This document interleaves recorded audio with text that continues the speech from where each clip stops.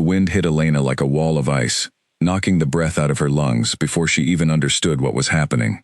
One moment she was running behind the pack, her boots crunching through snow that was already knee-deep, and the next moment, she was alone, completely alone.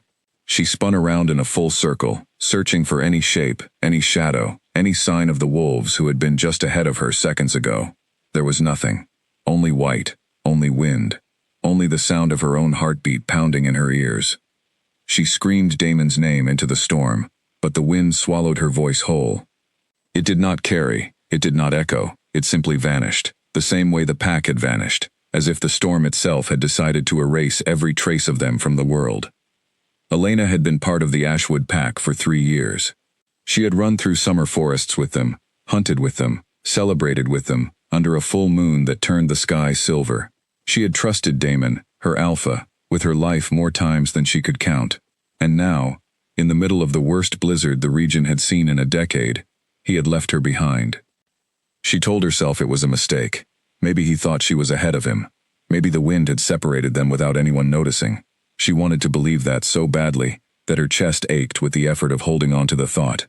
But somewhere underneath that hope, a colder truth was already settling in her stomach like a stone. She had seen the way the senior wolves looked at her before the storm hit. She had heard the whispers about territory lines and broken treaties, and how her presence in the pack had become inconvenient during a dispute with a rival group. She had chosen not to listen too closely. Now she wondered if that had been her first mistake. The snow was falling so fast and so thick that she could not see more than a few feet in any direction. Her wolf senses, usually sharp enough to catch a rabbit's heartbeat from 100 yards away, were nearly useless in this kind of storm. Scent was stripped from the air. Sound was swallowed by wind. All she had left was instinct, and instinct was screaming at her to move, to find shelter, to survive. She turned in the direction she thought was north, toward the old fence line that marked the edge of pack territory, and she began to walk. Each step took more effort than the last. The cold was not just outside her body anymore, it was inside her, crawling through her veins, slowing her blood, dulling her thoughts. She had heard stories of wolves who froze to death, even with their thick fur and their fast healing, when the cold came fast enough and deep enough. She had never believed those stories could apply to her. Now she understood exactly how they could. Minutes passed, though she lost any real sense of time. It might have been 20 minutes. It might have been an hour. The storm did not care about clocks, and neither did her body, which had stopped shivering somewhere along the way. She knew, in the small, clear part of her mind that still worked, that the stopping of shivering was not a good sign. It meant her body was giving up on trying to warm itself. It meant she was running out of time. She thought about Damon's face the last time she had seen him, right before the storm hit full force. He had looked worried, but not for her. He had been staring toward the ridge where the rival pack's scouts had last been seen, his jaw tight, his eyes hard. He had given the order to retreat to the compound. She remembered running, remembered the wind picking up, remembered turning her head for just a second to check on an injured pack member near the back of the group. That single second was when she lost them. That single second might be the last mistake of her life. Anger flared in her chest, hot despite the cold, and for a moment it gave her strength. If Damon had truly cared about her, he would have counted heads before ordering the retreat. He would have noticed she was missing. He would have sent someone back. But no one had come. No one was coming. She was on her own, the way she had never quite been on her own before, not since she had joined the pack. Her legs were growing heavier with every step. The world had narrowed down to a small tunnel of white directly in front of her, and even that tunnel was starting to blur at the edges. She stumbled once, caught herself on a low branch that was more ice than wood, and kept moving, because stopping felt like the same thing as giving up. Then she saw it. At first she thought it was a trick of the storm, a shape made from swirling snow and desperate imagination. But as she got closer, the shape held. It did not dissolve. It was solid, dark against the white, tall and slightly leaning, like something that had been standing in that spot for a very long time and had no intention of falling now. A barn. An old barn, half buried in drifts of snow, its wooden walls gray and weathered, its roof sagging in the middle but somehow still intact. Elena did not know exactly where she was, but she knew this was not close to any building she recognized from pack territory. Still, in that moment, She did not care what it was or where it stood. She only cared that it was shelter, and shelter meant a chance to survive the night. She forced her legs to move faster, half stumbling, half running through the deep snow, her arms wrapped around herself in a useless attempt to hold in warmth that had already left her body. The barn door was old and heavy, hanging slightly off one hinge, but it gave way when she threw her weight against it, swinging open with a groan of protest from rusted metal. Inside, the wind stopped. That alone felt like a miracle. The howling that had filled every part of her mind for what felt like hours suddenly cut off, replaced by a strange, heavy silence. Elena stood in the doorway for a moment, blinking snow from her eyelashes, trying to make sense of the space around her. The barn was larger inside than it had looked from outside. Old wooden beams stretched up toward a shadowed ceiling. Piles of hay, some fresh, some rotted, sat in uneven heaps along the walls. There was a strange warmth to the air, not comfortable exactly, but noticeably less freezing than outside, as if the building itself was somehow holding on to heat that should not have existed in a place this old and this exposed.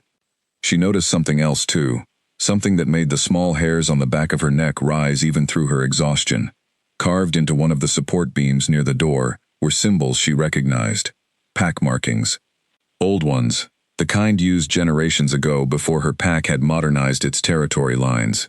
She had seen similar markings in history books during pack education sessions as a young wolf. Markings that meant warning, meant boundary, meant stay away.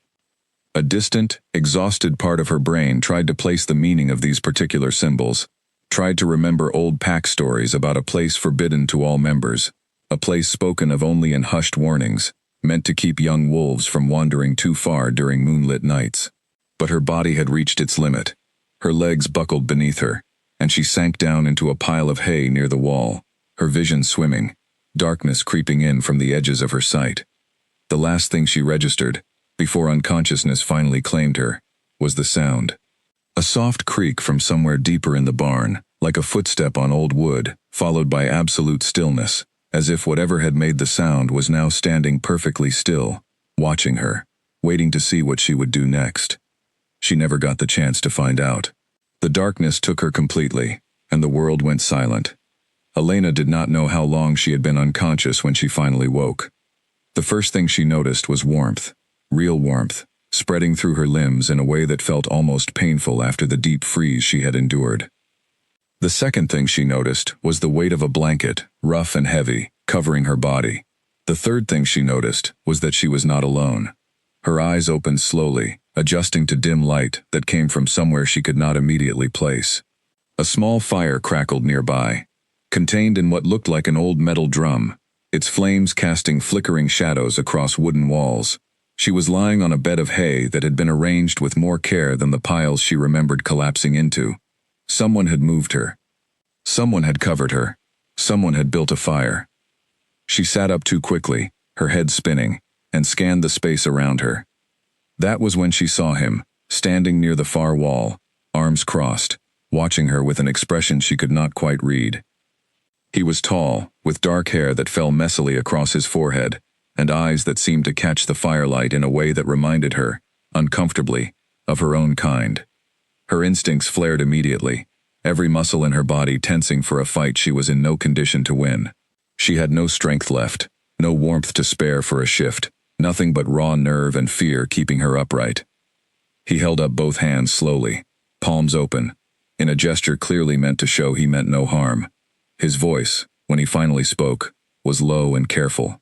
Like a man speaking to a wounded animal, he did not want to frighten further.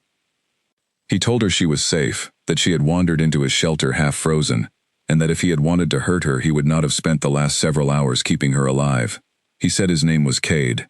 He did not offer anything else about himself, not immediately, and Elena was too exhausted and too wary to ask. She studied him carefully, noting the way he stood slightly apart from her, the way his eyes flicked toward the barn door every few seconds, as though he was listening for something beyond the walls. There was a tension in him that matched her own, a wariness that suggested he was just as unsettled by her presence as she was by his. She asked him where she was. He told her the barn had no name that mattered anymore, only a reputation that kept most people away.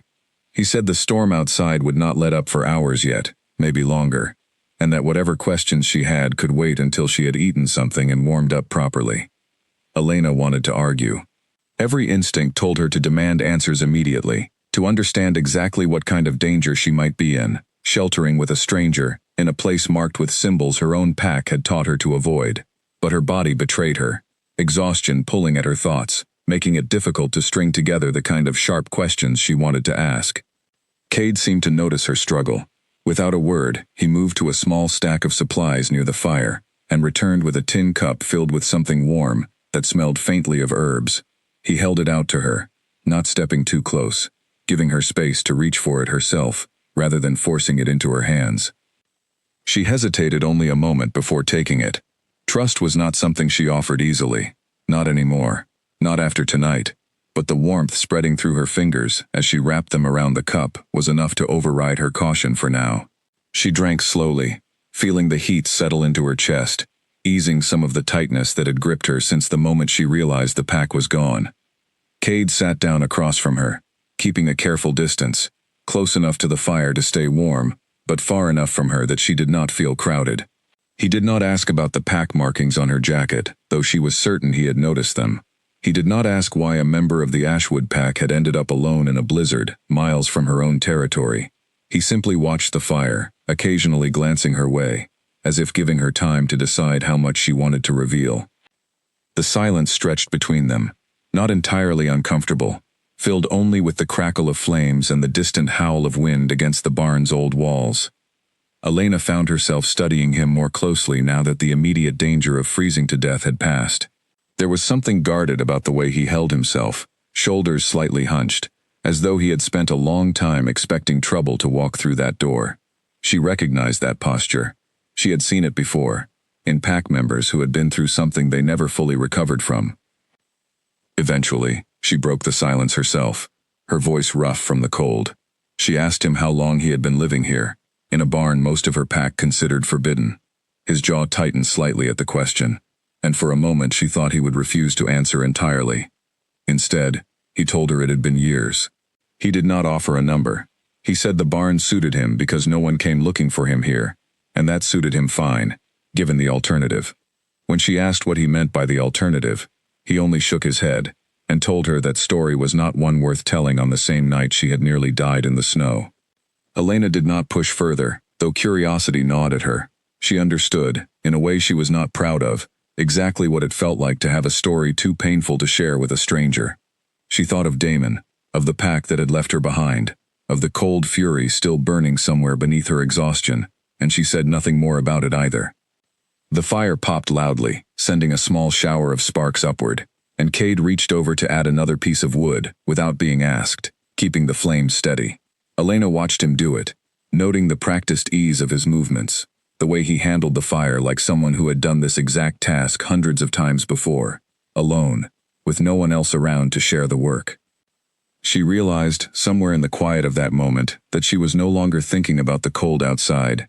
She was thinking about the strange, careful stranger sitting across from her, a man marked by his own kind of exile, sheltering her without asking for anything in return. It was a small thing, perhaps, in the middle of a night that had already tried to kill her twice, but it was enough, for now, to let her close her eyes again, and finally, truly rest. Sleep came for her slowly this time, not as a collapse, but as a gradual softening of her guarded thoughts. The last thing she was aware of, before dreams pulled her under, was the sound of Cade shifting quietly nearby, keeping watch, keeping the fire burning, keeping her safe through a night that had already taken so much from her, and had not finished taking yet. Outside, the storm raged on, unrelenting, burying the world in white. Somewhere beyond the ridge, back in the direction of the pack compound, Damon Ashwood stood at the edge of the safe perimeter, staring out into the blizzard with a growing, gnawing sense that something had gone terribly wrong. He had counted the returning wolves twice already. Twice, the number had come up short by one. And no matter how many times he told himself it was a mistake, that she had simply taken shelter somewhere nearby, a cold weight was settling in his chest that refused to be reasoned away. He did not yet know about the barn. He did not know about the man who lived within its forbidden walls. He only knew that Elena was missing, that the storm showed no sign of breaking, and that every hour that passed made the odds of finding her alive grow smaller and smaller. For the first time since he had become alpha, Damon felt something close to real fear, and it had nothing to do with rival packs or broken treaties. It had everything to do with the woman he had left behind in the snow. Morning did not come with sunlight, not really. It came instead as a slow lightening of the gray outside the barn's small, cracked windows, the storm easing from a violent roar to a steady, quieter fall of snow. Elena woke stiff and sore, every muscle protesting the cold she had endured, but alive in a way that felt like a small miracle she had not fully earned. Cade was already awake, feeding the last of the wood into the fire, his movements slow and careful in the pale early light. He glanced at her when she stirred, offering a small nod instead of words, as though checking that she had survived the night was enough conversation for now. She sat up, testing her limbs, relieved to find they obeyed her again, even if every joint ached with the memory of the cold. Her thoughts were clearer now, sharper, and with that clarity came the questions she had been too exhausted to ask the night before. She looked around the barn properly for the first time, taking in details she had missed in her half-frozen state. The space was larger than a simple shelter. There were shelves built into one wall, stocked with jars and tools and folded cloth. There was a second room, partially hidden behind a hanging curtain of old fabric, that she guessed served as sleeping quarters. This was not a place someone had stumbled into by accident. This was a home, carefully built and carefully hidden. She asked Cade again about the pack markings near the door, unwilling to let the question go unanswered this time. He studied her for a long moment before finally speaking, his voice low and even, the tone of someone choosing his words with great care. He told her the markings were old, placed there generations ago by a pack that no longer existed in the way it once had. He said the barn had been built as something between a warning and a promise, though he did not explain what that meant. When she pressed further, asking why her own pack still taught its young wolves to avoid this place, he only said that fear was easier to pass down than the truth, and that most stories lost their real meaning long before they lost their power to frighten. It was not a full answer, and Elena knew it. But something in his expression told her he was not simply refusing to share information. He seemed genuinely uncertain himself, as though pieces of the truth had been lost even to him, despite living here for years. She shifted the conversation, asking instead about his own pack, the one he had mentioned losing the night before. His expression closed off almost instantly, the openness from a moment ago disappearing behind a wall she recognized, because she had built the same kind of wall herself more than once. He told her only that he had been cast out years earlier, accused of something he insisted he had not done. He did not elaborate on what that accusation had been. He said the details did not matter anymore, that the pack who exiled him had made their decision, and he had learned to live with the consequences, even if living with them meant spending his life alone in a barn most people were too afraid to approach. Elena recognized something of herself in his words, though she did not say so out loud. She thought of Damon's decision to leave without counting heads, of the whispers about her being inconvenient during a territorial dispute, of the possibility that her own exile, however unofficial, had already begun before the storm even hit. She wondered if Cade's story and her own were more similar than either of them wanted to admit. The wind outside had calmed considerably by mid-morning, though snow continued to fall steadily, adding fresh layers to drifts that already stood taller than Elena herself in some places. Cade told her the roads, such as they were in this remote stretch of territory, would likely remain impassable for another day at least. He said she was welcome to stay until the weather cleared enough for her to find her way back safely. She should have felt relief at the offer. Instead, she felt a strange knot of conflicting emotions tightening in her chest. Part of her wanted desperately to return to the pack, to demand an explanation from Damon, to understand exactly how she had been left behind, and why no one had come looking for her sooner. But another part of her, a part she did not fully trust yet, felt something close to reluctance at the thought of leaving this strange, quiet shelter and the guarded stranger who had saved her life without asking for anything in return.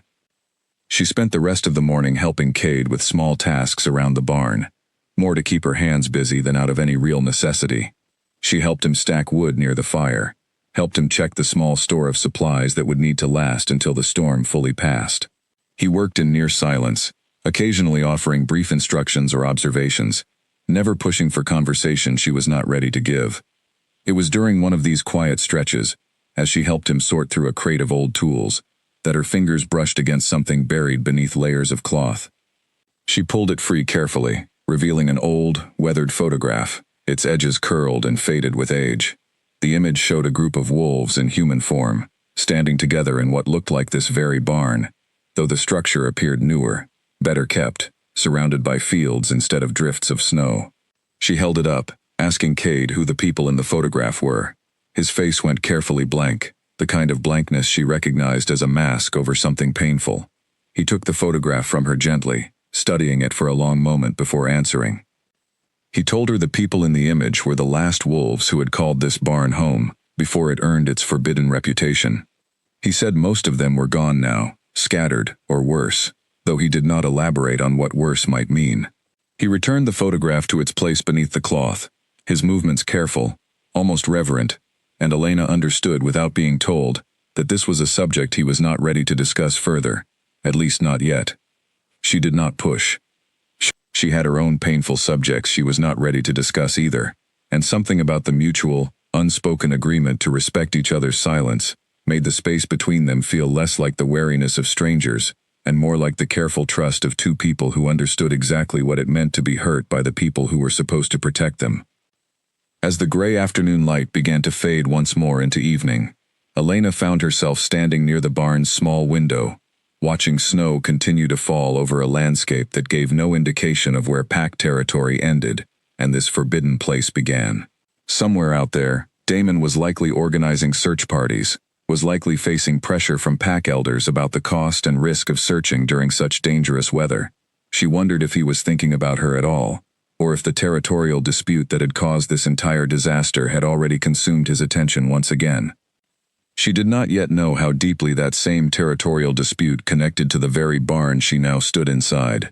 She did not yet know that the markings on the beams, the forbidden reputation, and Cade's own painful exile were all threads of the same story, one that stretched back further than either of them fully understood.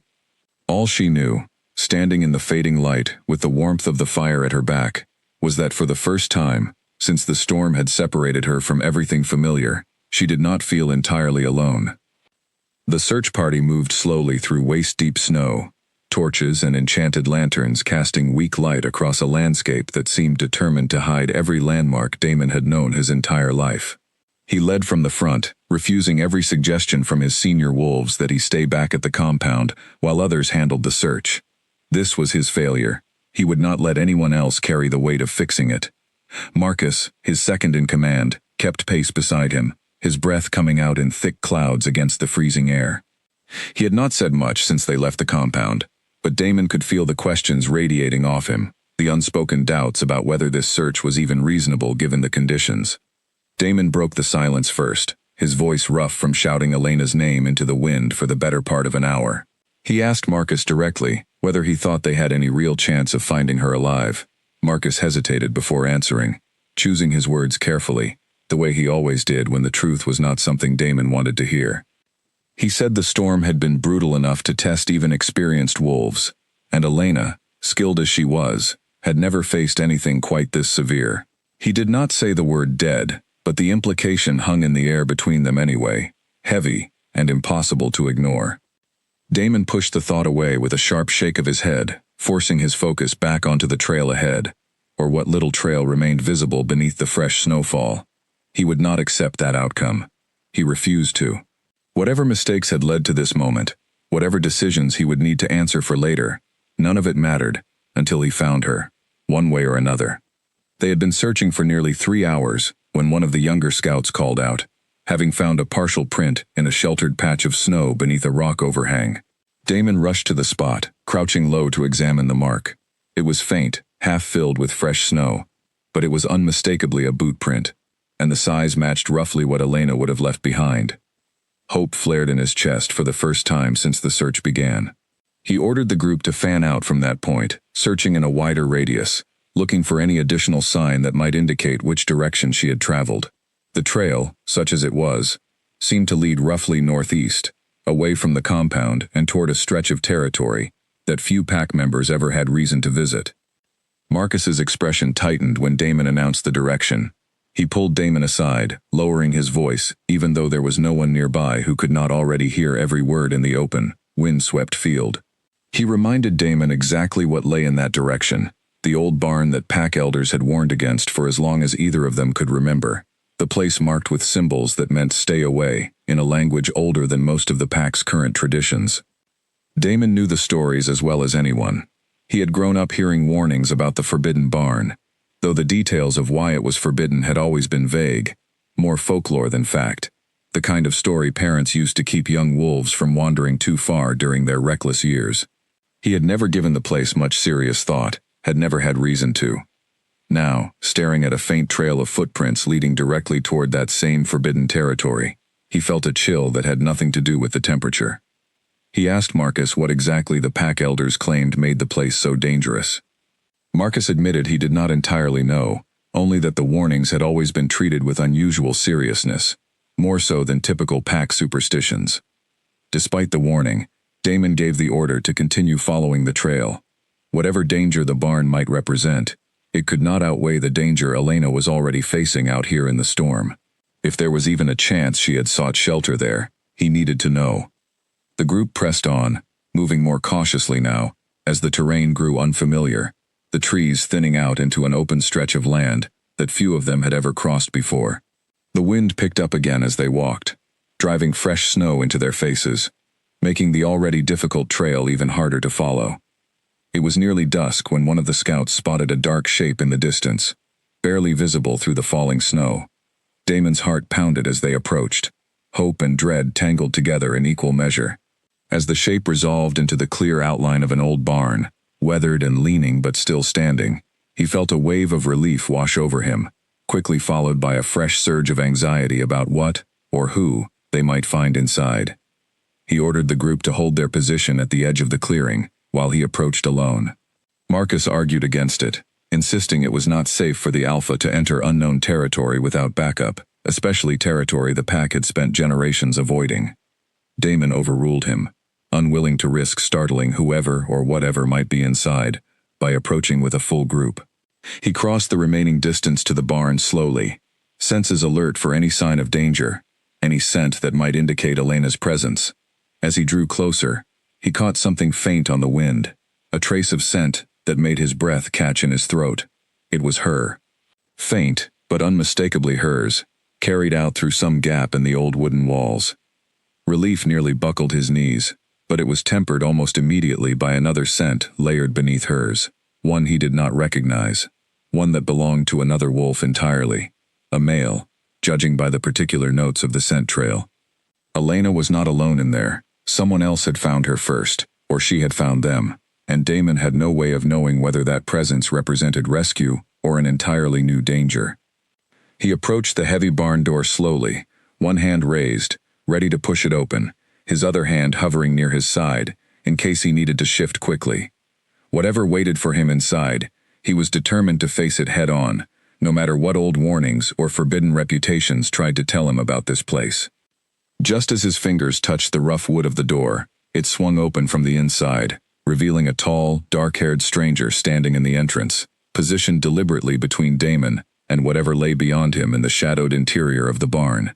The stranger's eyes were sharp and wary, his stance defensive but controlled, the posture of someone who had faced confrontation before and knew exactly how to handle himself. Behind him, further inside the barn, Damon caught a glimpse of movement, a familiar shape rising from a bed of hay near a small fire. Elena's voice called out his name, tight with surprise, and something else he could not immediately identify, an emotion tangled somewhere between relief and unmistakable anger. Damon opened his mouth to explain, to apologize, to demand answers about who this stranger was, and why Elena had spent the storm sheltering with him, rather than trying to signal for help. But before he could speak a single word, the stranger's low, controlled voice cut through the tense silence first, informing Damon in no uncertain terms that he was standing on forbidden ground, and that whatever business had brought him here, he would need to explain himself very carefully before being allowed any closer. The standoff that followed would determine far more than Damon initially realized, setting into motion a chain of revelations about the barn, about pack history, and about the true reasons behind Elena's exile that none of them, not Damon, not Elena, and not even Cade himself, were fully prepared to face. Elena stepped forward before either man could speak again, positioning herself between Damon and Cade, her hands raised in a gesture meant to calm two wolves, who both looked ready to shift at the slightest provocation. She told Damon plainly that Cade had saved her life, that without his fire and his shelter, she would not have survived the night, and that whatever old warnings the pack carried about this barn, they clearly did not account for the fact that someone had been living here peacefully for years, without causing anyone harm. Damon's eyes moved between Elena and Cade, taking in the careful distance they kept from each other. The way Elena's tone carried a protectiveness that surprised him, given how little time she could have known this stranger. He forced his shoulders to relax slightly, though the tension in his jaw remained obvious. He told Cade he was not here to start trouble, only to bring Elena home safely. Cade's expression did not soften much, though he stepped back from the doorway, allowing Damon to see further into the barn. He said Elena was free to leave whenever she chose, that he had never intended to keep her here against her will. His tone made clear, without needing to say it directly, that he found something distasteful in Damon's phrasing, in the assumption that home was simply wherever the pack decided it should be. Elena felt the weight of both men's attention settle on her, waiting for her decision. Days ago, the choice would have been simple. Of course she would return with her pack, with her alpha, back to the compound, and the life she had built there over 3 years. But days ago, she had not yet been left behind in a killing storm, by the same people she was supposed to trust completely. She turned to Damon, her voice steady despite the storm of emotions churning beneath the surface, and asked him directly how the pack had managed to travel back to the compound without anyone noticing she was missing. She asked how long it had taken before someone finally realized, and whether that realization had come from genuine concern or simply from a head count during a routine check. Damon's silence stretched a beat too long before he answered, and that silence told Elena everything she needed to know before he even opened his mouth. He admitted it had taken almost 2 hours before anyone noticed, an admission that clearly cost him something to say out loud in front of a stranger who was already watching him with poorly concealed judgment. 2 hours. Elena felt the number settle into her chest like a stone. 2 hours in a blizzard that could kill a wolf in far less time than that. 2 hours during which she had nearly died, had stumbled through the dark searching for any shelter at all, had collapsed in a stranger's barn convinced she would not survive the night. She asked him the question that had been building inside her since the moment the storm separated her from the pack, the question she was not certain she truly wanted answered. She asked him whether her absence would have been noticed sooner if the territorial dispute with the rival pack had not been consuming so much of everyone's attention that night. Damon's jaw tightened further, and for a moment, Elena thought he might refuse to answer honestly. But something in his expression shifted, a flicker of guilt breaking through the careful composure he usually maintained as alpha. He admitted that the dispute had indeed pulled focus from routine safety checks during the retreat, that decisions had been made quickly under pressure, and that mistakes, serious mistakes, had clearly resulted from that pressure. It was not a full apology, not yet, but it was more honesty than Elena had expected, and it did something to loosen the tight knot of anger that had been sitting in her chest since she first realized she had been left behind. She was not ready to forgive him, not with the memory of nearly freezing to death still so fresh in her mind, but she recognized the honesty for what it was worth. Cade remained quiet during this exchange, though Elena noticed the way his attention stayed sharp, cataloging every word exchanged between her and Damon. When Damon finally turned to him, asking directly what had brought him to live in a barn the entire pack had been taught to avoid for generations, Cade's expression closed off completely, retreating back behind the same guarded wall Elena had encountered the previous night. He said only that the barn suited a man who valued solitude, and that whatever old warnings the pack carried about this place, they had nothing to do with him personally. It was a deflection, obvious even to Damon, but something in Cade's tone made it clear he had no intention of elaborating further, at least not to an alpha he had only just met under tense circumstances. Damon seemed ready to press the issue further, his natural instinct as a leader unwilling to leave unanswered questions about potential threats near his territory. But Elena stepped in again, reminding him gently that the storm outside had not fully cleared, that the journey back to the compound would still be dangerous, and that whatever mysteries the barn held could wait until everyone was safely somewhere warmer. Reluctantly, Damon agreed to postpone further questioning, though the suspicious glances he continued to send toward Cade made clear this was far from settled. He informed Elena that Marcus and the rest of the search party were waiting at the edge of the clearing, ready to escort her back the moment she was ready to travel. Elena hesitated before responding, her gaze flicking briefly toward Cade, who had turned away slightly, busying himself with banking down the fire, as though the conversation no longer concerned him. She found herself reluctant to leave, though she could not fully explain the feeling even to herself. Perhaps it was simple gratitude for having her life saved. Perhaps it was something more complicated stirring beneath the surface, something she was not ready to examine too closely given everything else happening around her. She told Damon she needed a few more minutes before leaving, wanting to properly thank the man who had kept her alive through the worst night of her life. Damon's expression tightened at the request, clear jealousy flickering behind his composed alpha exterior, but he nodded stiffly and stepped back outside to wait with the rest of the search party, giving them a moment of privacy neither of them had asked for directly. Once he was gone, Elena turned back to Cade, searching for the right words to express gratitude for a debt she knew she could never fully repay. Before she could speak, Cade beat her to it, his voice quiet, almost hesitant, in a way that contrasted sharply with the guarded confidence he had shown throughout their entire encounter with Damon. He told her that whatever happened next, whatever answers her pack eventually demanded about this barn and its history, she should be careful about how deeply she dug into those particular secrets.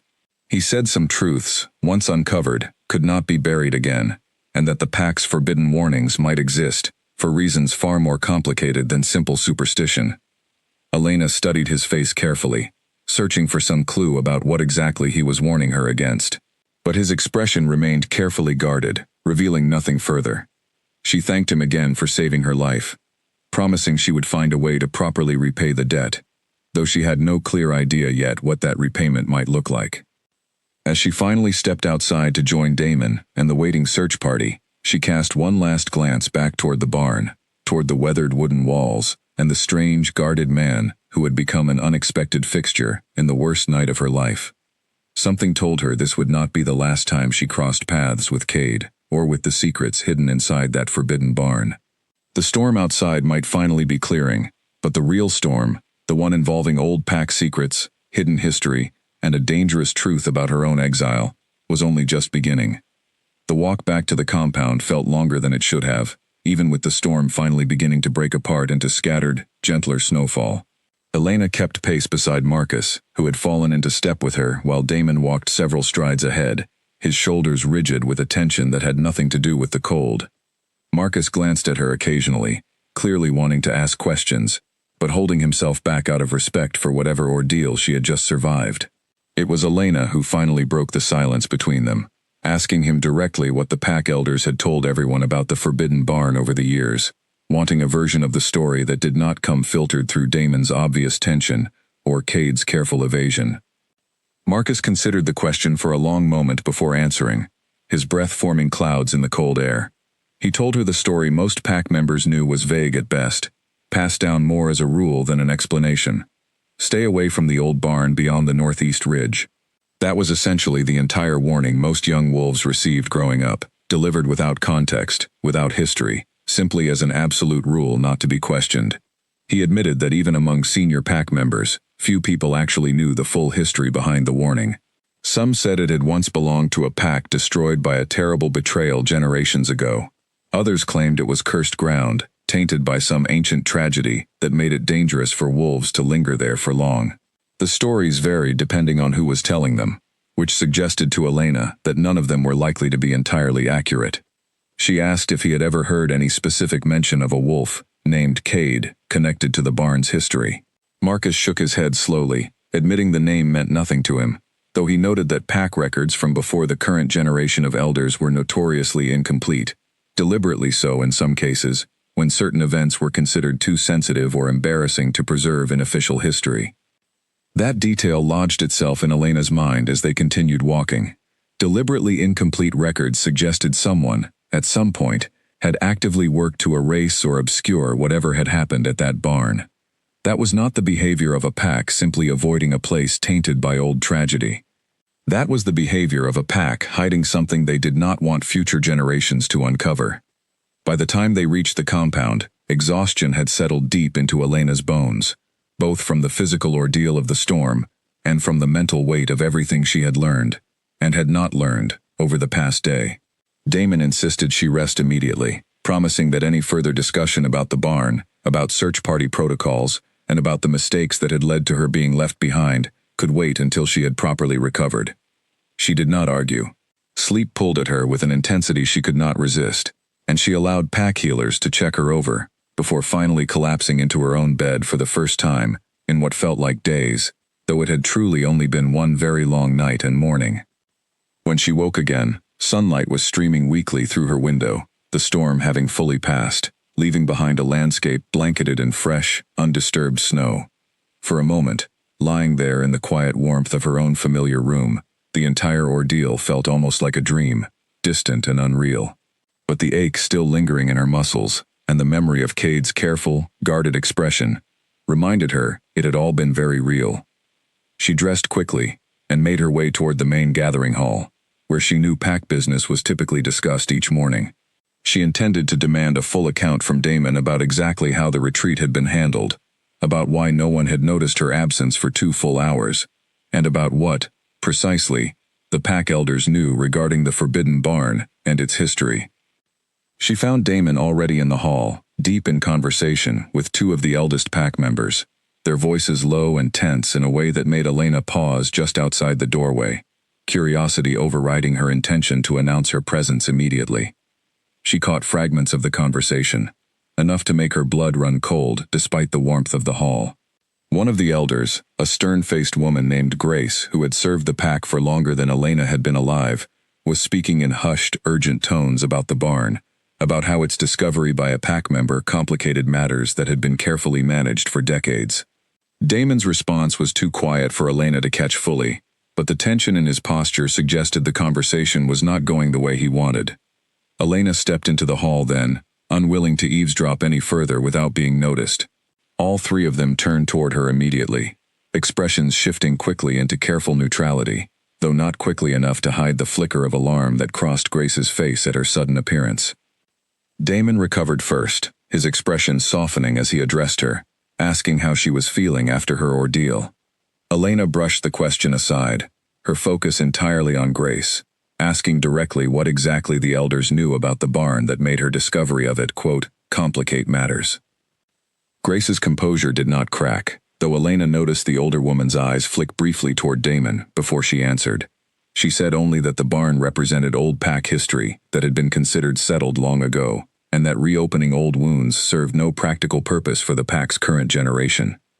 Elena pressed harder, unwilling to accept such a vague deflection after everything she had been through. She asked specifically about the man living there, about Cade, and whether the elders had any knowledge of his connection to the barn's history. This time, something in Grace's expression did shift, a brief tightening around her eyes that told Elena the name was not unfamiliar to her at all. Grace admitted, after a long pause, that the name Cade had indeed appeared in pack records from years past, connected to an incident that had resulted in his exile from the pack. She said the specific details of that exile were sealed, considered too sensitive for general pack knowledge, and that reopening the matter now would serve no one's interests, least of all Elena's own recovery from her recent ordeal. Elena felt frustration building sharply in her chest at the deliberate evasiveness of the answer. She pointed out that Cade had saved her life, that he deserved better than to have his exile treated as some sealed, unmentionable secret, especially if that exile had been unjust in some way. Grace's expression remained carefully composed, though her silence in response to that particular point spoke volumes. Damon finally stepped in, his tone measured, clearly trying to diffuse the growing tension in the room. He suggested that perhaps this conversation would be better continued once emotions had settled, once Elena had fully recovered from her ordeal, and could approach the matter with a clearer head. Elena turned her sharp gaze toward him, unwilling to let the deflection stand unchallenged. She reminded him, her voice tight with barely controlled frustration, that she had nearly died because of decisions made during a moment of crisis, that a stranger, marked by her own pack's forbidden history, had been the one to save her life, and that she deserved, at the very least, honest answers about why that history had been buried so deeply that even senior pack members refused to discuss it openly. The hall fell into tense silence following her outburst. Grace and Damon exchanged another brief glance, some unspoken communication passing between them that Elena could not fully decipher. Finally, Grace spoke again, her voice quieter now, though no less guarded.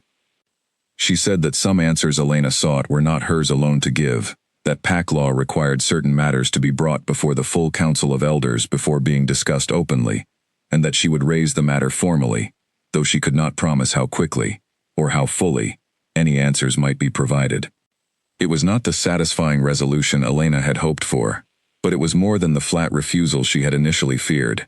She nodded stiffly, accepting the promise for now, though she made clear through her tone that she had no intention of letting the matter drop entirely.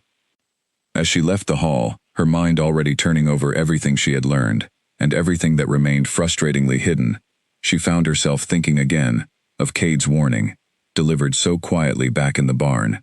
Some truths, once uncovered, could not be buried again. She was beginning to understand exactly what he had meant, and she was beginning to suspect that whatever secret the pack elders were protecting, it involved far more than simple old superstition about a forbidden building beyond the northeast ridge. Her thoughts turned, almost involuntarily, back toward the barn itself, toward the guarded man who lived there in careful isolation, keeping secrets that even her own pack seemed determined to protect through decades of silence. She realized, with a certainty that surprised her, that she was not finished with that place, or with him, no matter how much her pack elders might prefer otherwise. 3 days passed before Elena finally made her decision. 3 days of restless nights, of half-formed dreams filled with snow and firelight, and a stranger's careful, guarded eyes. 3 days of watching Damon grow increasingly distant, consumed once again by the territorial dispute that had started this entire disaster, leaving little time or attention for the questions she still desperately wanted answered. She found Marcus in the training yard on the morning of the 4th day, going through drills with a group of younger pack members. She waited until he had a moment free before approaching, asking if he would be willing to help her with something that required discretion. He studied her carefully, clearly sensing this was not a simple request, before finally agreeing to hear her out. She told him her plan directly, not bothering to soften it. She intended to return to the barn, to speak with Cade again, and to learn whatever she could about the pack's sealed history regarding his exile, and the true reason behind the building's forbidden reputation. She asked Marcus to cover for her absence, at least for a few hours, without revealing her destination to Damon or the elders. Marcus's expression shifted through several emotions in quick succession, concern and reluctance chief among them. He reminded her that pack law technically forbade unauthorized visits to the forbidden barn, that if Damon or the elders discovered what she was doing, the consequences could be serious, especially given how tense the current political situation already was with the rival pack's territorial dispute still unresolved. Elena did not waver. She told him she understood the risk, that she was choosing to accept it anyway, because she could not simply move forward pretending the questions did not matter. She reminded him that a man who had saved her life was living under an exile that no one seemed willing to fully explain, and that some debts, some obligations, mattered more than pack protocol in a moment like this. Marcus studied her for a long moment before finally relenting, agreeing to provide cover for a few hours, though he made her promise to return before dusk, and to avoid any confrontation that might put her in further danger. She agreed readily, grateful for his trust even as guilt gnawed faintly at the edges of her conscience for asking him to keep secrets from his own alpha.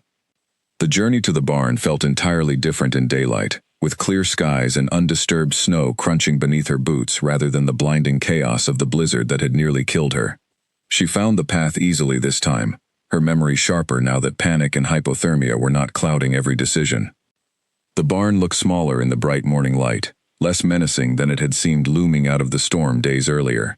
Smoke curled gently from somewhere within, indicating Cade was likely inside, tending his fire as he probably did every single day, alone, in this isolated corner of territory the rest of the world had chosen to forget. She approached the door and knocked, an oddly formal gesture given the circumstances of their first meeting, but it felt important somehow to signal respect for his space, for the boundaries he had clearly built around himself over years of solitary living. The door opened after a moment, revealing Cade's familiar, guarded expression, which shifted quickly into surprise upon seeing her standing there. He asked what had brought her back, his tone careful, not unwelcoming exactly, but clearly uncertain about what her return might mean.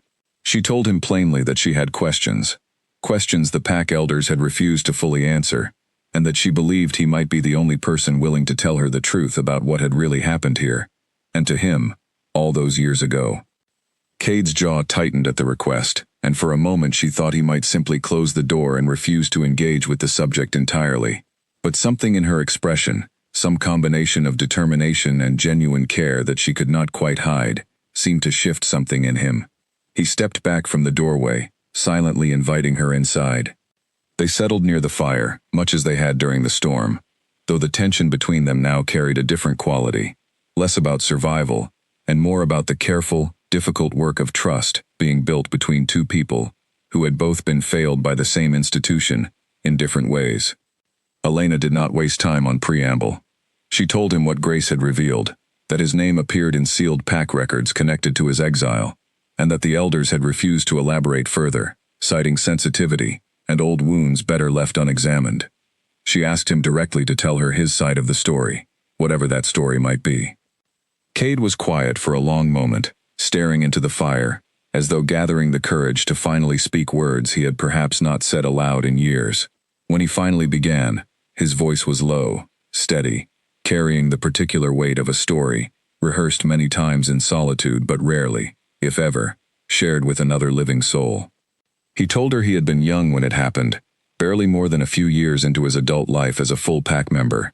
He had been accused of betraying pack secrets to a rival group during a period of tense territorial negotiations, information that had allegedly led to significant losses for his pack during a subsequent conflict. The evidence against him, he insisted, had been circumstantial at best, built largely on the fact that he had been seen speaking privately with a member of the rival pack shortly before the information leaked. He said he had tried to explain, had tried to prove his innocence, but the pack elders at the time had been under enormous pressure to identify and punish someone quickly, to reassure a frightened pack that the breach had been dealt with. He had been the easiest target, young enough to lack significant political protection, unconnected enough to powerful families, to have anyone willing to fight fiercely on his behalf. Elena listened, feeling something cold and angry settling in her chest as the story unfolded. She asked him what had actually happened during that private conversation with the rival pack member, the conversation that had ultimately cost him everything. Cade's expression grew distant, pained, as he explained that the rival wolf had been someone he cared about deeply, someone from a pack his own people considered enemies, and that their meeting had been personal rather than political, a secret relationship he had been too afraid to reveal, given the tensions between their two packs. He said he had never shared any pack secrets, had never betrayed anyone's trust in that way, but admitting the true nature of his relationship would have exposed someone else to danger and judgment as severe as his own, and he had chosen, in the end, to accept the false accusation rather than reveal a truth that would have hurt someone he loved. By the time the full truth might have come out through other means, the political situation had shifted enough that no one wanted to reopen the matter, and his exile had simply become permanent, a settled fact the pack preferred not to revisit. Elena felt her anger deepen as she absorbed the full weight of what he was telling her. He had sacrificed his entire life, his connection to everyone and everything he had ever known, to protect someone else from harm, and his own pack had simply let that sacrifice stand without ever properly investigating whether the original accusation had even been true. She asked what had happened to the person he had been protecting, the rival pack member whose safety had cost him everything. Cade's expression grew even more distant, sorrow flickering behind his carefully controlled features. He said he did not know, that all contact had been severed the moment his exile began, that he had spent years wondering whether his sacrifice had even mattered in the end, whether the person he loved enough to give up everything for had ever even learned the truth of what he had done. The story settled heavily between them, filling the quiet barn with an emotional weight that neither of them seemed ready to break with words. Elena found herself studying Cade with new eyes, understanding now the source of the careful guardedness she had sensed in him from their very first meeting. He was not simply a solitary man who preferred isolation. He was a man who had been profoundly betrayed by the very institution meant to protect him, who had sacrificed everything for love and received nothing but exile in return. She told him quietly that his story deserved to be heard properly, that the truth deserved to be brought before the pack elders formally, regardless of how uncomfortable it might make certain people who had been involved in the original decision. Cade shook his head slowly, explaining that he had given up on that particular hope years ago, that reopening old wounds rarely led anywhere good, and that he had made peace, more or less, with the quiet, solitary life he had built for himself in this forbidden barn. Elena was not willing to accept that resignation so easily, though she did not push the point further in that moment, sensing that he needed time to process having shared a story he had likely kept locked away for years. Instead, she asked him gently about the photograph she had found on her first night here, about the group of wolves standing together in what had clearly once been a thriving, welcoming version of this same barn. Cade's expression softened slightly at the shift in subject, though sorrow still lingered in his eyes. He told her the barn had originally belonged to a small group of wolves who had chosen to live outside strict pack structures entirely, valuing independence over the safety and hierarchy that traditional pack life offered. Their independence had eventually made them targets, viewed with suspicion by neighboring packs who did not trust wolves, unwilling to submit to alpha authority. He said the group had been slowly dismantled over the years through a combination of political pressure and, in some cases, more direct and violent conflict. By the time he arrived here seeking isolation after his own exile, only rumors and this weathered old barn remained of what had once been a genuine, thriving alternative to traditional pack life. Elena absorbed this new piece of history carefully, beginning to understand that the forbidden reputation surrounding this place was not built on some simple curse or ancient tragedy, as pack elders had allowed young wolves to believe for generations. It was built on the uncomfortable, inconvenient truth that independent wolves who chose to live outside strict pack control, represented a threat that traditional pack structures had actively worked to suppress and erase from memory. The implications of that realization settled slowly, but powerfully in her mind. If her own pack's history included actively working to erase and suppress alternatives to traditional pack structure, what did that suggest about the true reasons behind decisions like the one that had left her stranded in a deadly blizzard? Decisions made under pressure to maintain political control and traditional hierarchy at almost any cost. She did not share this deeper realization with Cade immediately, needing time to fully process what it might mean for her own future within the pack she had called home for 3 years. But she thanked him sincerely for trusting her with his story, promising that she would find some way to help him reclaim the truth he had sacrificed so much to protect, even if he himself had given up hope of that happening. As the afternoon light began to shift toward evening, signaling that she needed to begin her return journey before Marcus's cover story wore thin, Elena found herself reluctant once again to leave.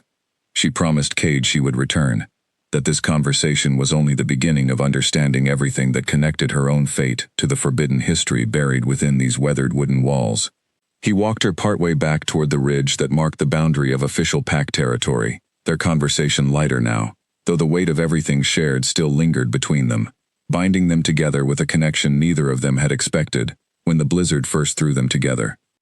Elena returned to the compound just as dusk was settling over the training yard, relieved to find Marcus waiting near the main gate, his expression a careful mixture of concern and curiosity.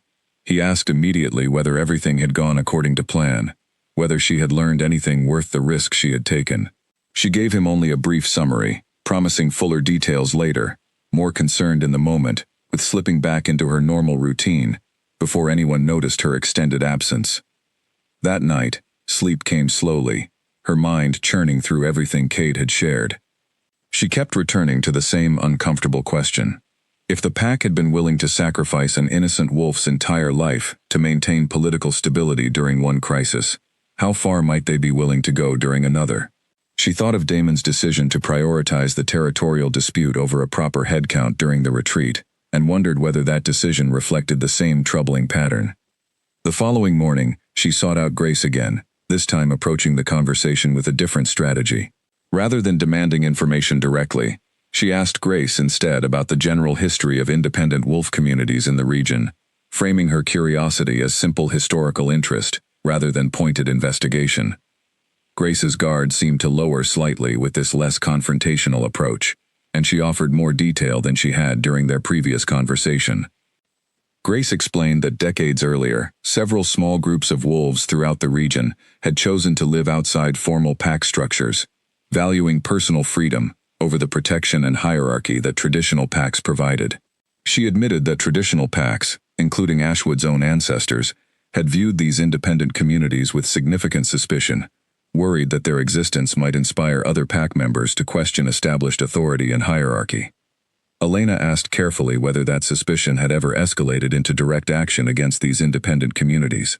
Grace's expression grew notably more guarded at this question, and she deflected by claiming such details fell outside her own knowledge, that pack historical records from that particular era remained frustratingly incomplete for reasons she could not fully explain. The deflection told Elena everything she needed to know, without requiring further confirmation. Whatever had truly happened to the independent wolves who once called the Forbidden Barn home, it was clearly a chapter of pack history that current leadership preferred to keep buried, regardless of how many uncomfortable questions that burial might eventually raise. She left the conversation with Grace, feeling more convinced than ever that Cade deserved a proper reckoning, a chance to have his exile re-examined by pack leadership using the full truth rather than convenient political fiction. But she also understood that pursuing this goal too aggressively risked significant consequences, both for herself and potentially for Cade, if pack elders decided that burying the truth further was preferable to confronting decades of uncomfortable history. Over the following days, Elena found herself returning to the barn whenever she could manage a believable excuse for her absence, each visit deepening both her understanding of Cade's story and, though she was reluctant to fully admit it even to herself, her growing connection to the man himself. Their conversations expanded beyond his exile and the barn's history, touching on smaller, more personal subjects, favorite foods, childhood memories, the particular quiet satisfaction of watching snow fall from somewhere warm and sheltered. Cade remained careful, guarded in ways that suggested years of practiced self-protection, but Elena noticed the walls lowering slightly with each visit, small moments of genuine warmth breaking through his reserved exterior. He asked her once, during a quiet afternoon, while they worked together, repairing a section of fence near the barn, whether she truly intended to return to pack life once this current situation resolved itself, or whether some part of her was beginning to question whether that life still suited her as well as it once had.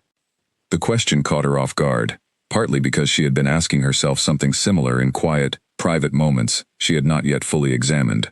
She admitted, somewhat hesitantly, that the events of the past week had shifted something fundamental in how she viewed her place within the pack structure she had trusted so completely for 3 years. She was not certain yet what that shift ultimately meant for her future, but she could no longer pretend it was not happening. Cade did not push the conversation further in that moment, though something in his expression suggested her honesty had meant something significant to him, an acknowledgement that the growing connection between them was not entirely one-sided, that he too was beginning to consider possibilities beyond the solitary existence he had built for himself over years of exile. Back at the compound, tension continued building around the ongoing territorial dispute with the rival pack, consuming increasing amounts of Damon's attention and energy.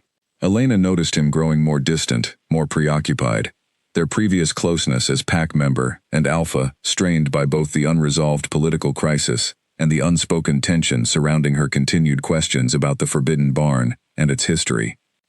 One evening, Damon sought her out directly, finding her in the quiet garden behind the main compound building, where she often retreated when she needed space to think. He asked her plainly whether she had been returning to the barn, despite the pack's official prohibition against unauthorized visits. She considered lying, briefly, before deciding that continued deception would only deepen the growing distance between them, without addressing the deeper issues at play. She admitted openly that she had returned several times, that she had learned troubling details about Cade's exile and about the barn's true history that directly contradicted the vague warnings pack elders had maintained for generations. Damon's expression tightened, though whether from anger, concern, or something more complicated, Elena could not immediately tell. He asked what exactly she had learned. She told him the full story, Cade's sacrifice to protect someone he loved, the false accusation that had cost him everything, the deliberate suppression of pack records related to independent wolf communities that traditional packs had viewed as threats to established hierarchy. She watched Damon's face carefully as she spoke, searching for some sign of how deeply this information might shake his own understanding of pack leadership and history. To her surprise, Damon did not immediately dismiss her concerns or defend the pack's historical decisions. Instead, he grew quiet, thoughtful, admitting after a long pause that certain inconsistencies in official pack history had bothered him even before her recent discoveries, gaps in records and evasive answers from senior elders that he had never quite managed to fully explain away, despite years of accepting them without serious question. He told her that leading a pack came with pressures she likely could not fully appreciate from her position as a regular member. Difficult decisions made under crisis conditions that did not always align neatly with ideals of perfect justice or complete transparency. But he acknowledged, with what seemed like genuine reflection, that pressure and difficulty did not excuse actively suppressing truth for decades, simply because that truth remained politically inconvenient. This admission opened a door Elena had not expected, a possibility that Damon himself might become an ally in finally bringing Cade's story before proper pack leadership, rather than an obstacle standing in her way.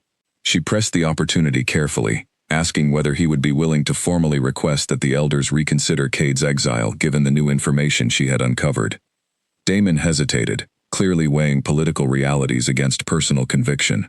He admitted that pushing such a request during the current tension with the rival pack carried real risk, that senior elders might view any challenge to established authority as dangerous weakness during an already precarious political moment. But he also acknowledged that continuing to ignore clear evidence of past injustice carried its own risks, both moral and practical, for a pack leadership already facing questions about competence following the disaster of her near death during the blizzard. He promised, cautiously, that he would consider how best to raise the matter once the immediate crisis with the rival pack had been resolved, though he could not commit to a specific timeline given how quickly the political situation continued shifting. It was not the immediate resolution Elena had hoped for, but it represented meaningful progress from where their conversation had begun, and she found herself grateful for Damon's willingness to genuinely reconsider his position, rather than simply defending pack tradition out of stubborn loyalty. As their conversation wound down, Damon asked one final question, his tone careful, almost hesitant, in a way she rarely heard from her confident, decisive alpha. He asked whether her growing connection to Cade extended beyond simple gratitude and shared interest in uncovering pack history, whether something more personal had begun developing between them during her repeated visits to the barn.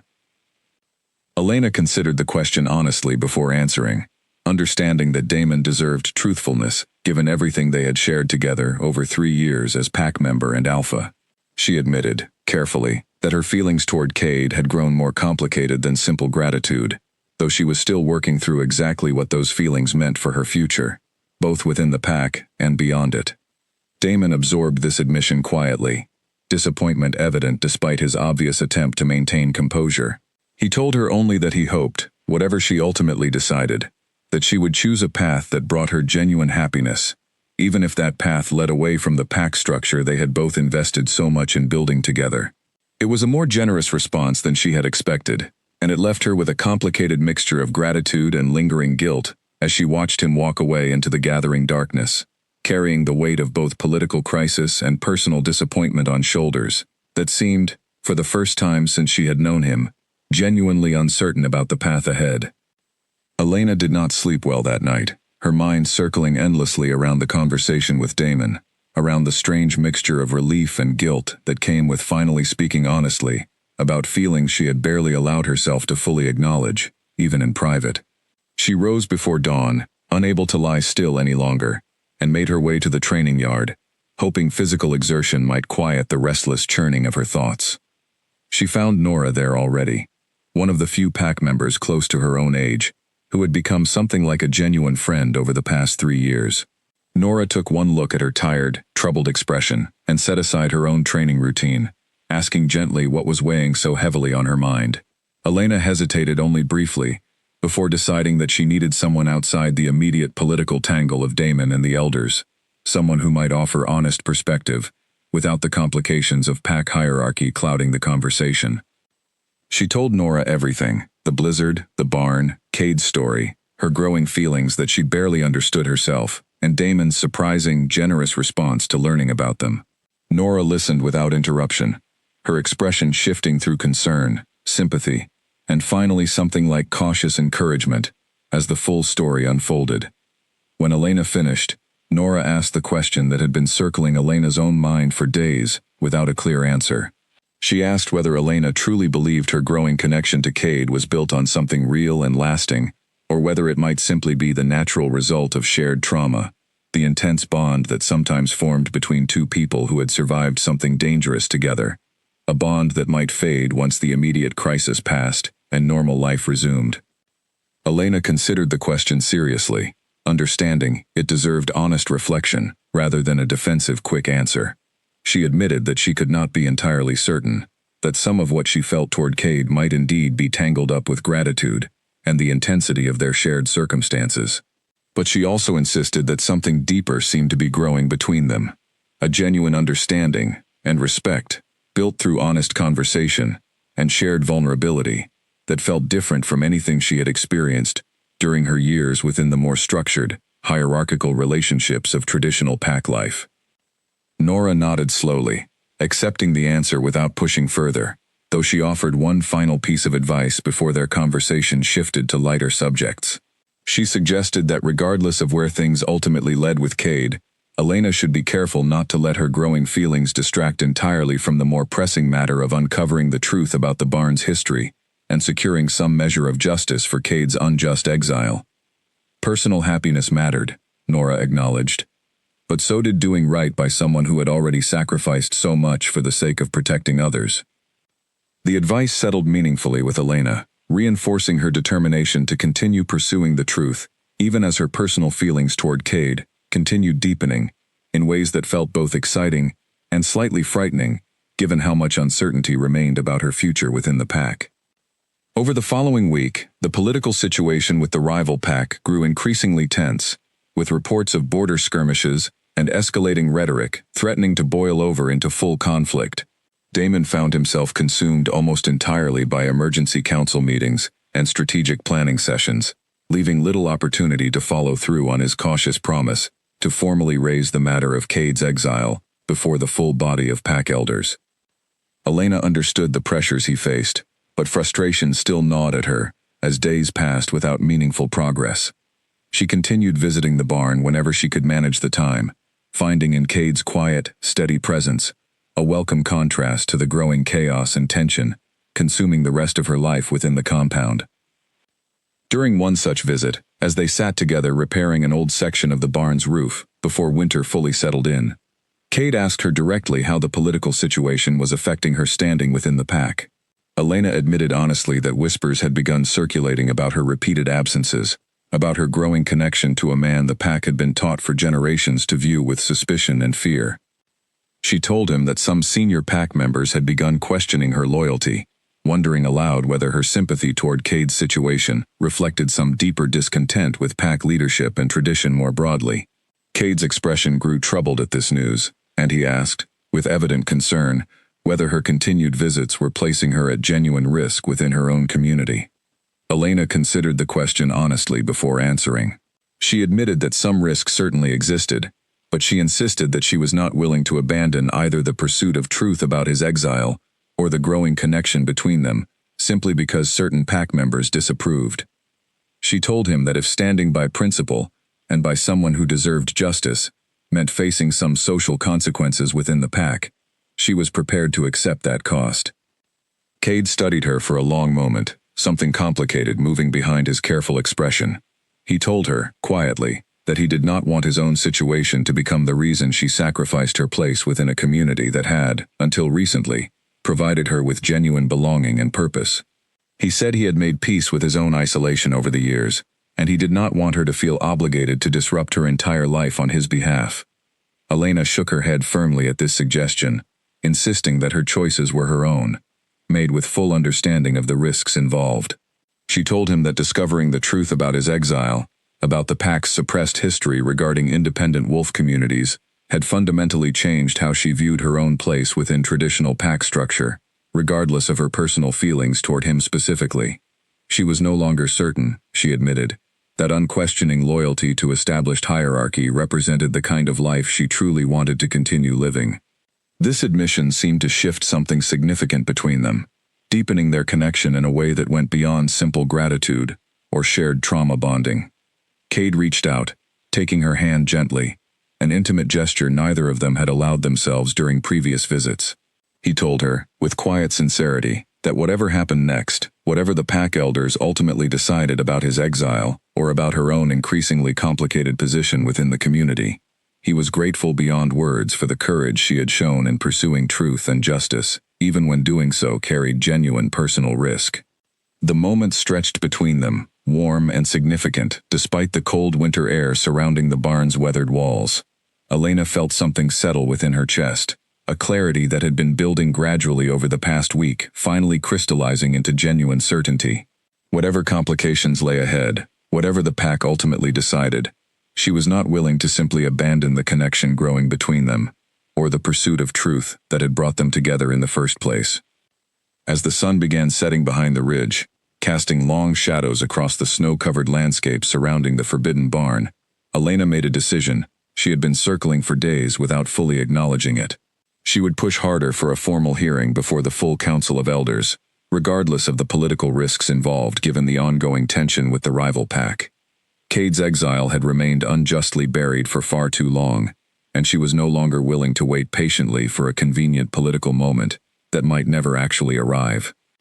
Elena requested a formal audience with the full council of elders the very next morning, a request that immediately sent ripples of tension through the compound, given how unusual it was for a regular pack member to demand such a meeting, rather than working through the normal chain of command.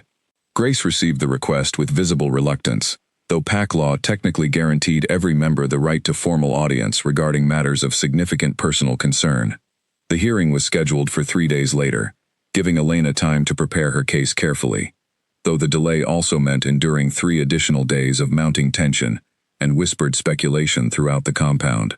She spent the time gathering what evidence she could, revisiting her conversations with Cade to ensure she understood every detail of his story accurately, and consulting quietly with Marcus and Nora about how best to present her case before a council that clearly had significant motivation to avoid reopening this particular chapter of pack history. She visited Cade once more before the hearing, finding him unusually tense, worry evident in the careful way he moved around the barn as she explained the timeline of the upcoming council meeting. He asked whether she was certain about pushing forward, reminding her again that he did not want his situation to cost her standing within a community that had been her home for 3 years. Elena reassured him firmly that her decision was made, that she believed too strongly in the importance of truth and justice to simply let the matter drop regardless of personal cost.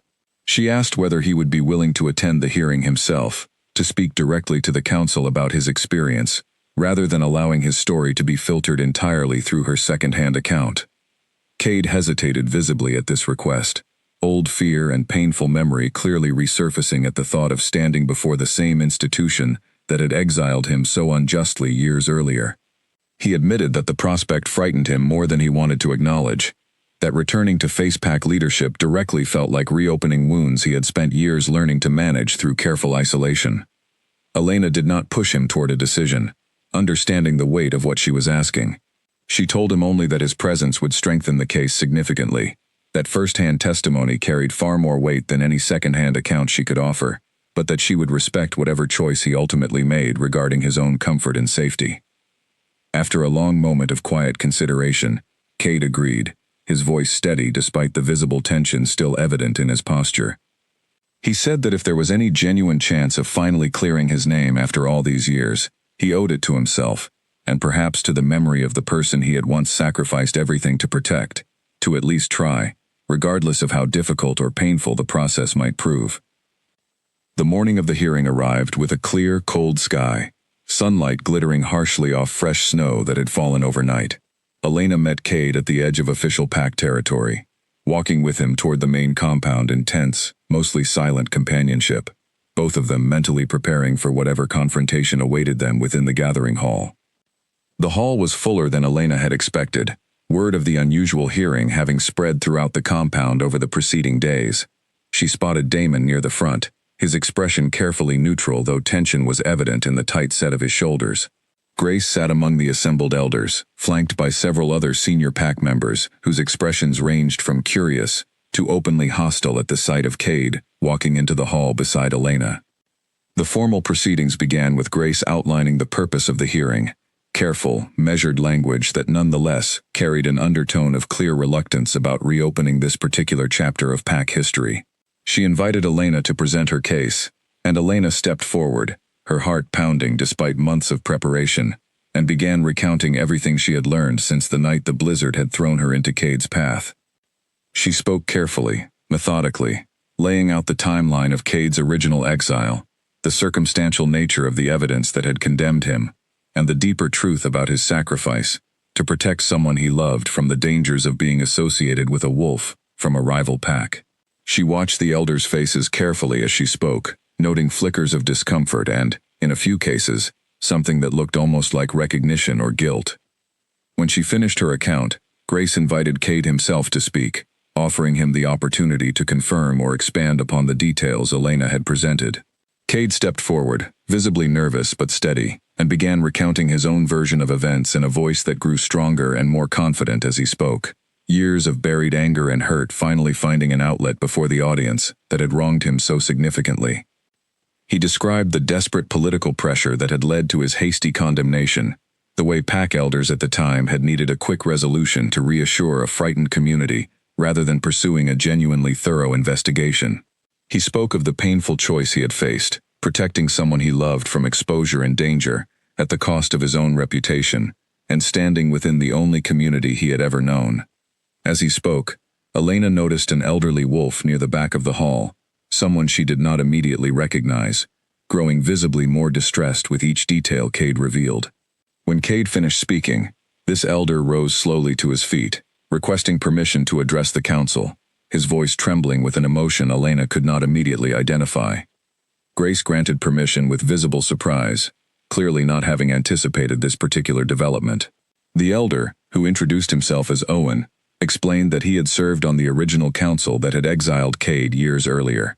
He said he had carried guilt about that decision for years, having always suspected the evidence against Cade had been insufficient, but having lacked the political courage at the time to challenge the rushed consensus of his fellow elders. He confirmed, with visible difficulty, that the original investigation had indeed been rushed and incomplete, driven far more by political necessity than by genuine pursuit of truth. He said he had always wondered about the true nature of Cade's private meeting with the rival pack member, though he had never had the courage to ask directly, fearing what uncomfortable truths might emerge if he pushed too hard against the convenient narrative that had settled the matter so quickly. Owen's testimony sent a visible ripple of shock through the assembled hall, elders and pack members alike murmuring quietly among themselves as the weight of this confirmation settled in. Grace's expression remained carefully composed, though Elena noticed her hands tightening slightly where they rested against the table before her, a small tell that suggested the older woman was far more affected by this unexpected development than her outward composure indicated. Damon rose next, stepping forward to formally request that the council reconsider Cade's exile given this new testimony, and the clear evidence of rushed, politically motivated decision-making during the original investigation. His voice carried the full authority of his position as alpha, lending significant weight to the request, despite the obvious discomfort it caused several senior elders in attendance. Grace called for a brief recess, to allow the council to discuss the matter privately, before rendering any decision. As the elders filed out toward a smaller adjoining chamber, Elena felt Cade's hand find hers, gripping tightly, both of them holding their breath as they waited to learn whether years of injustice might finally begin to be corrected. The recess stretched longer than either of them had anticipated, nearly an hour passing before the elders finally filed back into the main hall, their expressions giving little indication of what conclusion they had reached. Grace stepped forward to deliver the council's decision, her voice steady despite the obvious weight of the moment. She announced that the council had voted, not unanimously but by clear majority, to formally overturn Cade's original exile, acknowledging that the initial investigation had failed to meet proper standards of evidence and fairness. She stated that Cade would be welcomed back as a full member of the Ashwood Pack, should he choose to accept that offer, with his name and reputation formally cleared of the accusations that had wrongly defined his life for years. The hall erupted into a mixture of reactions, some pack members offering visible relief and support, others maintaining expressions of clear discomfort at this significant reversal of long-standing pack history. Elena felt tears sting her eyes as she turned to Cade, watching complicated emotions play across his face, years of pain and isolation finally meeting some measure of official acknowledgement and justice. Grace was not finished, however. She added, her tone growing more serious, that the council recognized this decision opened uncomfortable questions about the broader history of independent wolf communities and the pack's role in their historical suppression. She promised that a fuller, more thorough review of that history would be conducted, though she cautioned that such a review would take time and careful handling, given the sensitive political implications involved.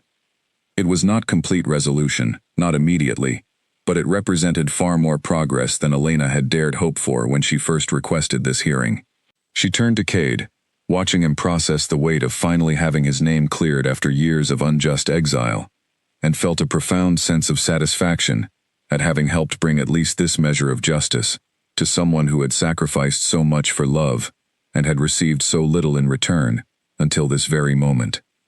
As the hall slowly emptied following the conclusion of formal proceedings, Damon approached them both, his expression a complicated mixture of professional satisfaction and personal difficulty, given everything the hearing had revealed about his own growing feelings toward Elena and her clear connection to Cade. He extended his hand toward Cade, formally welcoming him back as a full pack member, a gesture that carried significant symbolic weight given the history between them. Cade accepted the handshake, gratitude evident despite the lingering awkwardness of the moment. He told Damon sincerely that he appreciated the Alpha's willingness to support this reconsideration, understanding the political risk involved, given the ongoing tension with the rival pack. Damon nodded, his expression growing briefly distant before he added, quietly, that doing right by pack members mattered more than avoiding uncomfortable political complications, regardless of the personal cost involved. The subtext of that statement was not lost on Elena, understanding that Damon was acknowledging, in his own careful way, the personal sacrifice this decision represented, given his own feelings toward her. She felt a fresh wave of gratitude toward him, recognizing the genuine integrity behind his willingness to support justice, even when doing so complicated his own personal hopes and desires. As they finally left the gathering hall, stepping out into the cold, clear afternoon air, Elena felt a profound sense of relief and accomplishment settling over her, mixed with cautious optimism about what this significant victory might mean for both her own future and her deepening relationship with the man who had once been forbidden, quite literally, from the very community that had just formally welcomed him home. The days following the hearing brought significant change to the rhythm of life within the compound. Cade moved cautiously into his newly restored place among the pack, accepting a small living space near the edge of the territory rather than immediately relocating fully into the busier central compound, a compromise that respected his years of accustomed solitude while still allowing him genuine connection to the community that had finally acknowledged its mistake. Elena found herself splitting time between her established responsibilities within the pack and the growing joy of helping Cade navigate this significant transition back into a communal life he had been denied for years. She introduced him gradually to pack members she trusted most, Nora and Marcus chief among them, watching with quiet satisfaction as genuine friendships began forming where suspicion and fear had once dominated. Not everyone welcomed the change with equal enthusiasm. Elena noticed lingering hostility from several senior pack members who had been part of the original council that exiled Cade years earlier, their discomfort with his return evident in cold greetings and pointed avoidance whenever their paths crossed within the compound. She understood, even as it frustrated her, that overturning years of accepted history could not simply erase deeply ingrained prejudice overnight. Grace, in particular, remained a complicated figure throughout this transition period. She had supported the formal reversal of Cade's exile, but her continued caution about fully investigating the broader history of independent wolf communities suggested she remained conflicted about how far this reckoning with pack history should ultimately extend. Elena found herself watching the older elder carefully, sensing that Grace held additional knowledge about that suppressed history that she had not yet been willing to fully share. One evening, roughly 2 weeks after the hearing, Elena found Grace alone in the small pack library, surrounded by old records and documents that looked considerably older than the modern pack archives typically consulted for routine business. She approached carefully, curious about what specifically had drawn the elder to this particular collection of historical material. Grace looked up as Elena entered, her expression carrying a weariness that suggested the weight of recent events had taken a genuine toll. she admitted, when Elena asked directly, that she had been quietly researching the fuller history of independent wolf communities in the region, driven by a growing sense of obligation following the revelations of Cade's hearing. She invited Elena to sit, sharing some of what she had uncovered so far, information that painted an increasingly troubling picture of how traditional packs throughout the region had systematically worked to suppress and eliminate alternatives to strict hierarchical structure over several generations. Independent communities had been pressured through economic isolation, political maneuvering, and in some documented cases, direct conflict designed to force their members back into traditional pack allegiance or drive them entirely out of the region. Elena absorbed this information with a mixture of anger and validation, understanding that the pattern of injustice affecting Cade represented something far larger and more systematic than a single unfortunate case of rushed political decision-making. Grace acknowledged this larger pattern with visible discomfort, admitting that confronting the full scope of this history would require difficult conversations, not just within Ashwood Pack, but potentially across the broader network of traditional packs throughout the region, who shared responsibility for this suppressed history. She asked Elena directly what she hoped to see happen with this information, understanding that Elena's growing personal connection to Cade and to the broader questions of pack justice made her uniquely invested in how this situation ultimately unfolded. Elena considered the question carefully before answering, recognizing that her response carried significant weight for decisions that would affect far more than her own personal circumstances. She told Grace that she believed the truth deserved full acknowledgement, regardless of how uncomfortable or politically complicated that acknowledgement might prove. She suggested that perhaps some form of formal apology or restitution should be considered for descendants of the independent communities that had been suppressed, and that pack education should be updated to reflect accurate history rather than the vague, fear-based warnings that had kept generations of young wolves ignorant of the true reasons behind places like the Forbidden Barn. Grace listened thoughtfully, promising to bring these suggestions before the full council for serious consideration, though she cautioned again that meaningful change of this scope would require patience and careful navigation of complex political relationships between multiple packs throughout the region. Elena accepted this caution, understanding that lasting change rarely happened quickly, but she left the conversation with renewed hope that genuine progress was possible, even if it would require sustained effort over an extended period. Meanwhile, the political tension with the rival pack that had originally caused the disastrous retreat during the blizzard continued evolving in unexpected directions.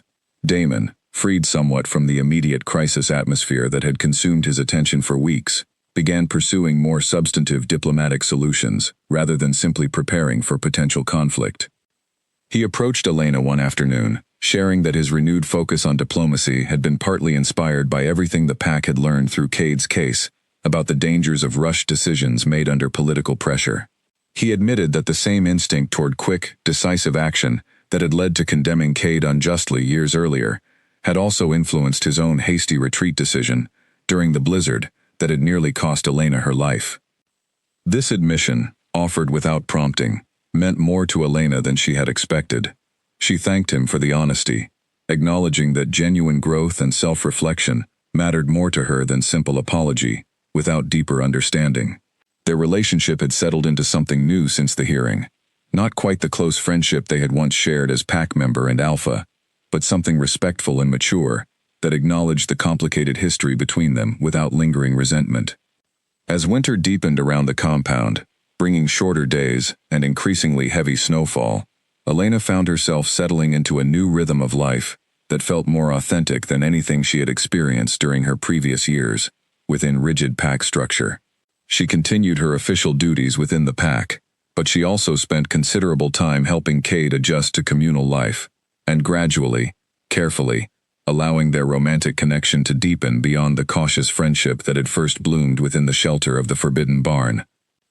One particularly quiet evening, as snow fell steadily outside the small living space Cade had claimed near the territory's edge, he shared with her a realization that had been building since his formal return to pack life. He told her that reclaiming his place within the community had brought genuine relief and satisfaction, but that the most meaningful part of his transformation over the past weeks had nothing to do with pack acceptance or cleared reputation. It was the connection they had built together, first through shared survival during the blizzard, and later through mutual trust and vulnerability, that had truly given him something worth living for, after years of isolated, purposeless solitude. Elena felt the full weight and warmth of that admission settle into her chest, recognizing the parallel truth in her own experience. She had entered that barn as a wolf, betrayed by the pack she had trusted completely, uncertain whether she would even survive the night. She had emerged, weeks later, having found not just survival but genuine purpose in fighting for justice, and genuine connection with a man whose quiet strength and integrity had shown her possibilities for her future, that extended far beyond the rigid structure she had once accepted without question. Neither of them could yet know exactly what challenges still lay ahead, both in the ongoing work of reforming pack history and structure, and in navigating the complicated political tensions that continued simmering beneath the surface of daily pack life. But as they sat together in comfortable warm silence, watching snow fall gently outside, rather than raging with the deadly violence that had first brought them together, both of them felt a quiet, growing certainty that whatever difficulties remained, they would face them together, no longer isolated by fear or forbidden circumstance, but united by a bond, forged through survival, truth, and hard-won trust. The knock came just before midnight, sharp and urgent, pulling Elena from sleep with her heart already racing. She reached the door of her quarters to find Marcus standing there, breathless, snow still clinging to his shoulders from a hard run across the compound. He told her, without preamble, that scouts had spotted armed riders crossing the northern boundary, moving fast, and that Damon had called an emergency assembly of every able wolf in the pack. She dressed quickly and followed him through the dark, cold corridors toward the main hall, her mind racing through possibilities. The rival pack had been quiet for weeks, their earlier hostilities seemingly cooling since Damon shifted toward diplomacy. This sudden movement felt wrong, deliberate, timed to catch the pack at its most vulnerable hour. Inside the hall, chaos had already taken hold. Wolves moved in tight, urgent clusters, checking weapons, exchanging clipped reports. Damon stood at the center of it all, his expression harder than Elena had ever seen it, giving orders with the clipped precision of a leader who understood that hesitation now could cost lives. He spotted her crossing the room and pulled her aside just long enough to explain. The riders were not simply scouts. They belonged to the rival pack's inner guard, the group typically reserved for direct action rather than routine patrol. Whatever they wanted, this was no accident and no probing maneuver. This was a message, or worse, the opening move of something far more dangerous. Elena asked where Cade was. Damon's jaw tightened slightly before he answered, telling her that Cade had already gone ahead with a small group toward the northern ridge to assess the situation firsthand, a decision made before anyone had thought to consult her. Fear spiked through her chest, sharp and immediate, at the thought of him riding directly toward armed strangers, with a pack history still fresh enough to make him a possible target for anyone looking to reignite old grievances. She did not wait for permission. She grabbed a weapon from the nearest rack and moved toward the door, ignoring Damon's sharp call of her name behind her. He caught up quickly, falling into step beside her rather than trying to stop her outright, understanding from the set of her shoulders that this was not an argument he could win. They moved fast through the frozen dark, snow crunching beneath their boots, breath fogging in front of their faces. The cold felt different this time, sharper, charged with an urgency that had nothing to do with weather, and everything to do with the danger waiting somewhere ahead in the darkness. They reached the ridge, just as the confrontation was unfolding. A dozen riders sat mounted at the tree line, torches casting harsh orange light across grim, unfamiliar faces. Cade stood facing them, flanked by only two other pack members, his posture tense but controlled, the same careful composure Elena remembered from the very first night they met, when he had stood between her and every danger the world could offer. At the front of the riders sat a woman Elena did not recognize, her expression cold, calculating, clearly someone accustomed to command. She was speaking as Elena and Damon arrived, her voice carrying easily across the frozen distance between the two groups. She was demanding that the pack hand over records, old records, related to the independent wolf communities the rival pack claimed had once included members of their own bloodline, families torn apart generations ago by the same suppression campaign that had erased so much of Cade's own history. Damon stepped forward immediately, asserting his authority as alpha, demanding to know why armed riders had crossed the border in the middle of the night, rather than requesting these records through proper diplomatic channels. The woman's gaze flicked toward him with obvious disdain, informing him that proper channels had already failed them for years, buried beneath decades of denial and convenient historical amnesia, and that patience had simply run out. Elena studied the woman carefully, something about her sharp, guarded eyes stirring an unexpected recognition. She stepped forward before she fully understood why, asking directly whether the woman had any personal connection to the independent community, once sheltered at the Forbidden Barn.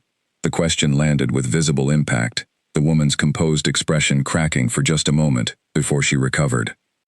She admitted, coldly, that her mother had been part of that community, one of the few who survived the campaign to dismantle it, forced into hiding, forced to abandon everything she had built, including, the woman added with a pointed look toward Cade, someone she had once loved and never been allowed to see again. The words landed like a physical blow. Elena watched Cade's face drain of color as understanding crashed over him, the pieces finally falling into place after years of painful uncertainty. This woman was the daughter of the very person he had sacrificed everything to protect all those years ago, the rival pack member whose safety had cost him his home, his reputation, his entire life within Ashwood. Cade stepped forward slowly, his voice unsteady in a way Elena had never heard from him before, asking directly about her mother's fate, whether she had survived, whether she had ever known the truth of what he had sacrificed to keep her safe. The woman's expression shifted again, softening slightly despite the tension still gripping the standoff around them, and she confirmed that her mother had indeed survived, had built a new life within the rival pack, but had carried grief and unanswered questions about Cade's disappearance for the rest of her life, questions that had only ever been resolved when she finally passed away 2 winters ago, still wondering what had truly happened to the man she had loved and lost. The revelation shifted the entire atmosphere of the confrontation, tension giving way to something rawer and more complicated, old grief and old injustice finally colliding in the cold darkness of the ridge. Damon, sensing the shift, lowered his own defensive posture slightly, recognizing that this was no longer simply a matter of territorial dispute or political posturing, but something far more personal and far more painful for everyone involved. He offered, carefully, to open formal negotiations immediately, promising full access to whatever records the pack possessed regarding the suppressed history of independent communities, and committing to the broader review Grace had already begun regarding restitution and acknowledgement for descendants affected by that suppression. The woman studied him for a long moment, clearly weighing whether to trust this sudden offer of cooperation after years of stonewalling from traditional pack leadership. It was Cade who finally tipped the balance, stepping fully into the space between the two groups, his voice steady now despite the emotion still evident beneath the surface. He told her that he understood her anger, understood the years of buried grief driving this confrontation, but that meeting violence with violence would only deepen wounds that had already caused too much suffering across 2 generations. He asked her, wolf to wolf, to give diplomacy a genuine chance, promising that he personally would ensure the full truth was finally brought into the light, regardless of how uncomfortable that truth proved for anyone still trying to protect old secrets.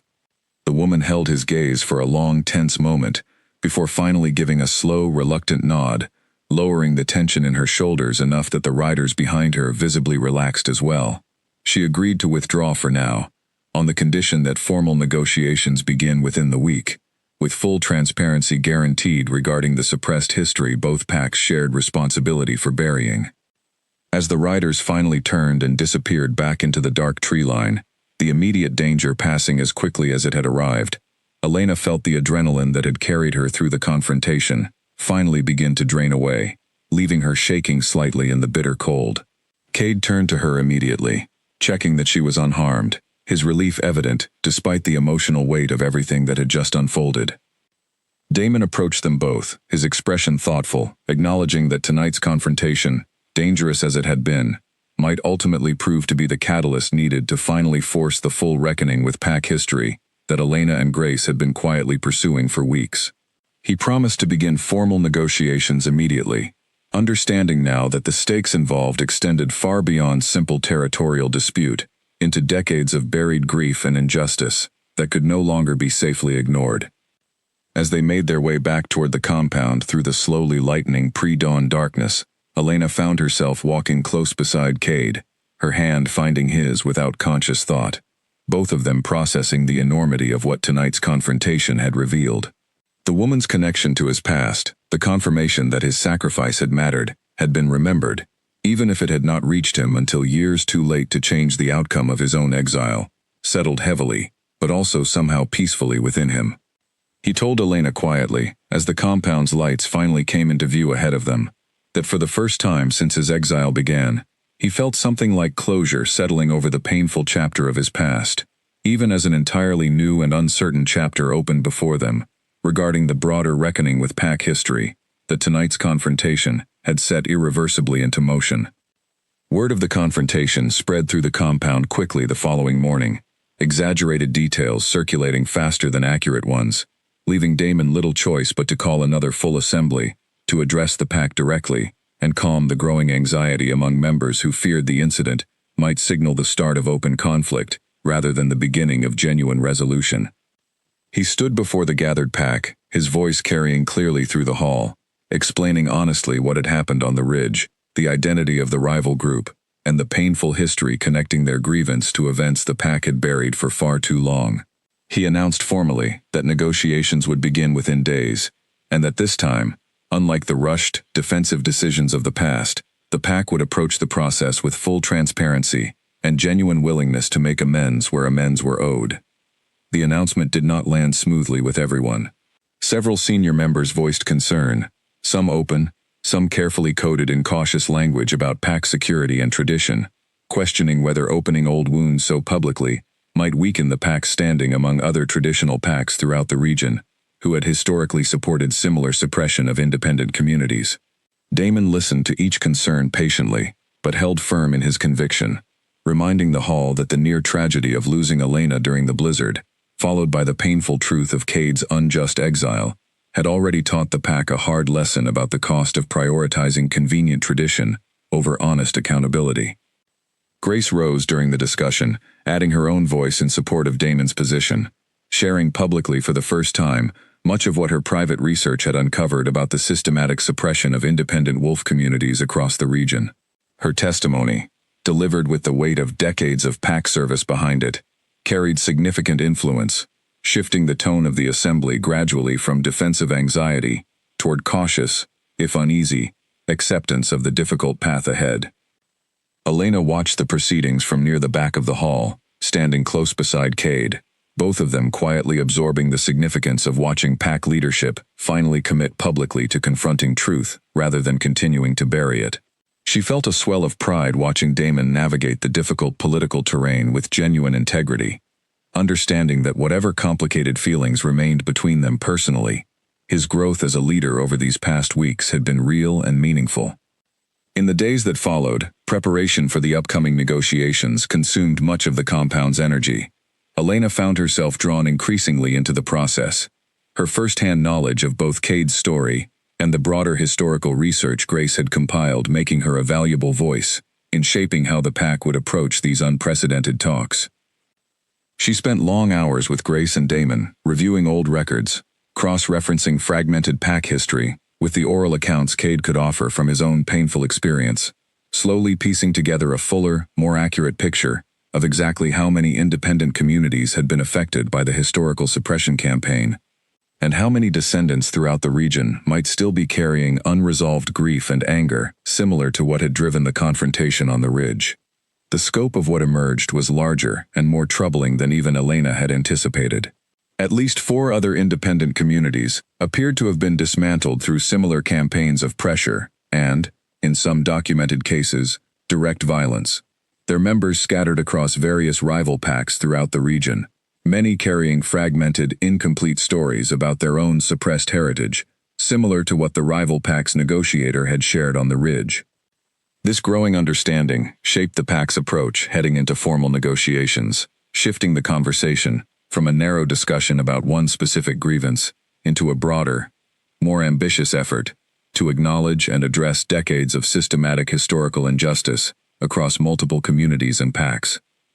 Damon proposed, with Grace's support and Elena's enthusiastic backing, that the negotiations be expanded to invite representatives from other affected packs, transforming what might have remained a narrow bilateral dispute into a genuine regional reckoning with shared, painful history. Cade played an increasingly central role throughout this preparation, his first-hand testimony proving invaluable in helping other pack representatives understand the human cost, the deeply personal suffering, hidden behind decades of dry historical suppression. Elena watched him grow more confident with each conversation, the guarded, isolated man she had first met in the Forbidden Barn, gradually transforming into someone willing to stand publicly and advocate for justice on behalf of others who had suffered similarly. One evening, as they worked late reviewing documents together in the small pack library, Cade paused, setting aside the papers in his hands to look at her directly. He told her that none of this progress, this growing movement toward genuine accountability and healing, would have been possible without her willingness to risk everything by pushing for his hearing in the first place. He said that watching her fight so fiercely for truth and justice, even when doing so carried real personal and political risk, had given him something he had not felt in years: genuine hope that the world could still be fair, that institutions could still be held accountable, that love and integrity could still triumph over fear and convenient political silence. Elena felt tears prick at her eyes at the sincerity in his words, understanding that this moment, quiet and unremarkable as it might seem, compared to the dramatic confrontation on the ridge or the tense formal hearing weeks earlier, represented something equally significant. It was the quiet, steady accumulation of trust and partnership, built through shared purpose, the foundation upon which something lasting could genuinely be built between them, regardless of whatever challenges the upcoming negotiations might still bring. As the date for formal negotiations approached, representatives from 3 additional packs confirmed their attendance, drawn by word of Ashwood's unprecedented commitment to transparency and accountability regarding shared regional history. The scale of the gathering, larger and more significant than anything the compound had hosted in years, brought both excitement and considerable anxiety as pack members prepared to welcome outsiders into discussions that touched on some of the most painful and carefully guarded chapters of their collective past. Elena found herself, in these final days of preparation, reflecting often on how dramatically her life had changed since the night the blizzard first separated her from the pack she had trusted so completely. She had entered that storm as a loyal, unquestioning pack member, uncertain of her place, easily left behind when political priorities shifted attention elsewhere. She emerged from the following weeks as something different entirely, a woman who understood now that genuine loyalty sometimes required questioning tradition rather than simply accepting it, who had found in a Forbidden Barn not just unexpected shelter from a deadly storm, but the beginning of a transformation that was reshaping not just her own life, but potentially the history and future of her entire community. The morning of the negotiations arrived cold and bright, sunlight glinting harshly off snow packed hard by weeks of steady winter weather. Representatives from the 4 packs began arriving before dawn, their delegations small but clearly chosen with care, each group bringing at least one elder, alongside younger members who would carry these decisions forward into the future. Elena stood near the main hall entrance alongside Cade, both of them tasked with greeting arriving delegations and directing them toward the carefully arranged seating that Grace had spent days organizing to ensure no single pack appeared to hold disproportionate authority over the proceedings. Damon moved among the arriving groups with practiced diplomatic grace, though Elena could see the tension coiled beneath his composed exterior, aware of exactly how much rode on these talks proceeding smoothly. The rival pack's delegation arrived mid-morning, led by the same sharp-eyed woman from the Ridge confrontation, whose name Elena had since learned was Liana. She carried herself with the same cold authority as before, though something in her expression seemed marginally warmer as she approached Cade directly, extending a formal greeting that acknowledged, without needing to say it explicitly, the personal history now binding their 2 families together, across a painful, complicated legacy. The formal proceedings began shortly after midday, the main hall filled nearly to capacity, with representatives, observers, and pack members curious to witness this unprecedented gathering. Grace opened the session, laying out the scope of historical research the pack had compiled, careful to present the findings with appropriate humility, given how much remained uncertain or incomplete despite weeks of diligent effort. The early hours of discussion proceeded with cautious civility, each delegation sharing fragments of oral history and family memory that, pieced together, began painting an increasingly comprehensive picture of the systematic suppression campaign that had unfolded across the region generations earlier. Elena listened intently, recognizing patterns that echoed Cade's own story, repeated across multiple families and communities, each one carrying its own particular grief, its own specific injustice, contributing to a larger tapestry of shared, painful history. Tension began building as the discussion turned from historical acknowledgement toward the more contentious question of what practical restitution or acknowledgement should follow. One delegation, representing a pack that had historically benefited significantly from territory seized during the original suppression campaigns, grew visibly defensive when pressed about whether they would be willing to formally return any of that territory or offer other meaningful restitution to descendants of the displaced communities. The representative, an older wolf named Ryder, argued sharply that his pack bore no direct responsibility for decisions made by ancestors long dead, that demanding restitution now would create dangerous instability by reopening settled territorial arrangements that had structured regional peace for generations. His words landed poorly with several other delegates, sparking a heated exchange that threatened, for a tense stretch of nearly 20 minutes, to derail the entire negotiation process before it had produced any concrete progress. It was Cade who finally intervened, rising from his seat to address Ryder directly, his voice carrying a calm, steady authority that the room quieted to hear. He acknowledged the legitimate anxiety about instability, but reminded everyone present that instability born from finally confronting injustice was fundamentally different from the instability of continuing to bury it, that unresolved grief and grievance, left to fester across generations, ultimately posed a far greater long-term threat to regional peace than the difficult, honest work of acknowledgement and repair. He spoke of his own years of isolated exile, of the grief carried silently by Liana's mother for decades without ever learning the truth of what had happened to the man she loved, of how that unresolved pain had nearly erupted into violence just days earlier on the ridge. He argued that the choice before them was not between stability and instability, but between managed, deliberate healing now, or unpredictable, potentially far more dangerous reckoning, forced upon them later, by a new generation, with far less patience for continued denial. His words shifted the tone of the room noticeably, several delegates nodding slowly, visibly reconsidering positions they had entered the negotiation prepared to defend rigidly. Ryder himself, though clearly still uncomfortable, softened his stance enough to agree to further discussion, rather than flatly refusing any consideration of restitution. As the afternoon session broke for a brief recess, Elena found herself pulled aside by Nora, who had been observing the proceedings from the margins, alongside other younger pack members. Nora's expression carried unusual urgency, as she informed Elena quietly that she had overheard a troubling conversation near the compound's outer perimeter. Two unfamiliar wolves speaking in hushed tones about disrupting the negotiations before they could reach any binding conclusion. Elena's stomach tightened with alarm. She asked Nora for more detail, and Nora explained that the wolves had mentioned a name, Wilhelm, someone apparently connected to a faction within one of the visiting packs, who viewed any restitution agreement as an existential threat to their pack's territorial claims, and were prepared to take drastic action to prevent it from being finalized. She brought this information immediately to Damon and Cade, interrupting their own hurried conference about how to handle Ryder's continued reluctance. Damon's expression sharpened instantly at the news, his instincts as alpha immediately shifting toward assessing the security implications of a potential threat during such a high-profile, politically sensitive gathering. He dispatched Marcus quietly to increase security around the hall's perimeter without alerting the General Assembly to the specific threat, hoping to avoid triggering panic that might itself derail the delicate progress achieved so far.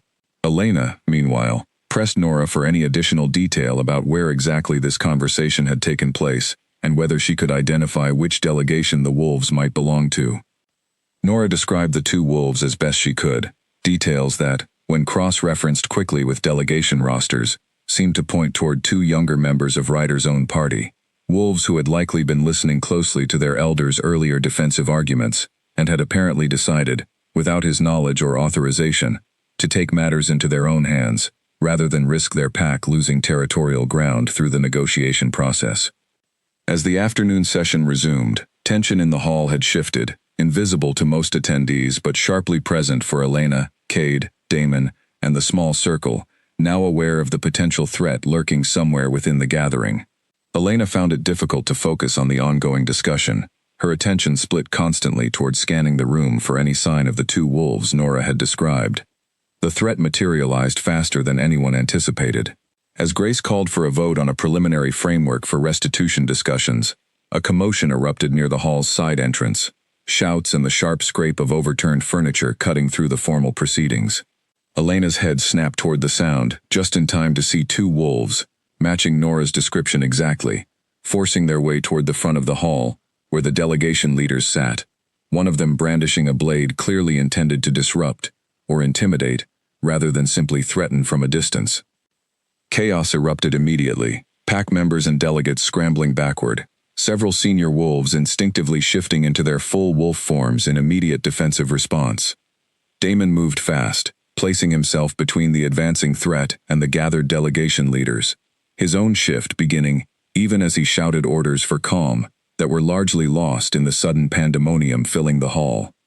Cade moved with equal speed, intercepting the wolf with the blade before he could reach striking distance of Ryder, who stood frozen near the front of the hall, clearly having no advance knowledge of his own pack member's desperate plan.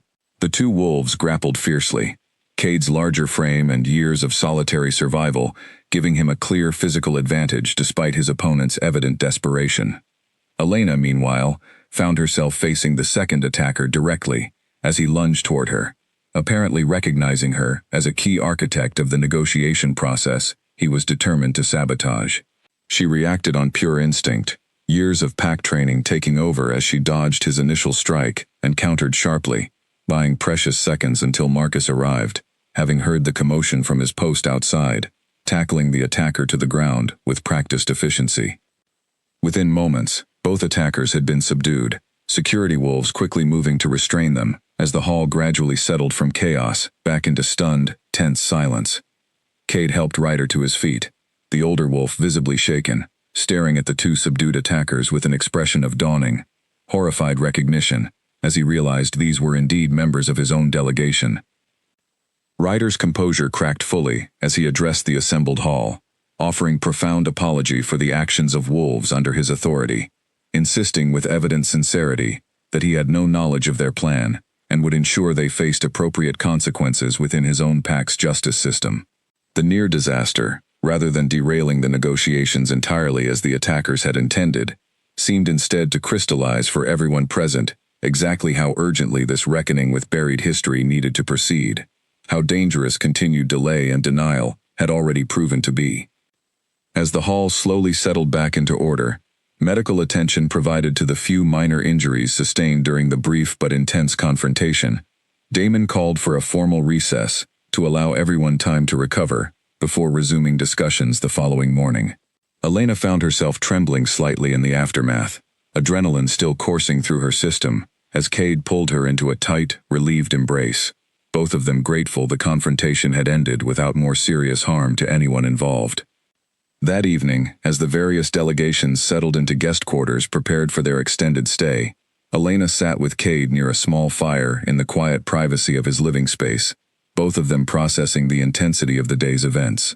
She admitted quietly that the sudden violence had frightened her more than she wanted to acknowledge, a stark reminder of exactly how much resistance and danger still stood between the pack's current fragile progress and any lasting, meaningful resolution. Cade held her close, acknowledging her fear honestly rather than dismissing it, telling her that the danger was real, that not everyone would welcome the changes they were fighting for, and that today's attack likely would not be the last attempt to derail this difficult, necessary work. But he also reminded her, with quiet conviction, that the negotiations had continued despite the attack, that delegates from all four packs had chosen to proceed rather than retreat into fear, and that this resilience itself represented meaningful hope for what still might be achieved in the days ahead. Sleep did not come easily that night for anyone within the compound. Elena lay awake long after Cade had finally drifted into restless rest beside her, her mind replaying the sharp, terrifying moments of the attack again and again, searching for details she might have missed, connections that might reveal whether the two attackers had acted entirely alone, or whether a larger, more organized resistance might still be lurking somewhere within the gathered delegations.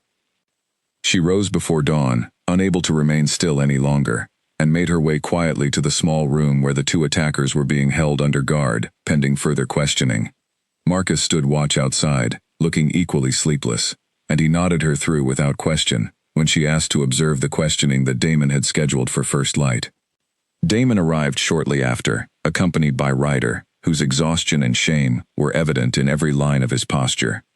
The interrogation began carefully, Damon's tone firm, but not unnecessarily harsh, focused on determining the full scope of the plot, rather than simply punishing the two wolves for their reckless action.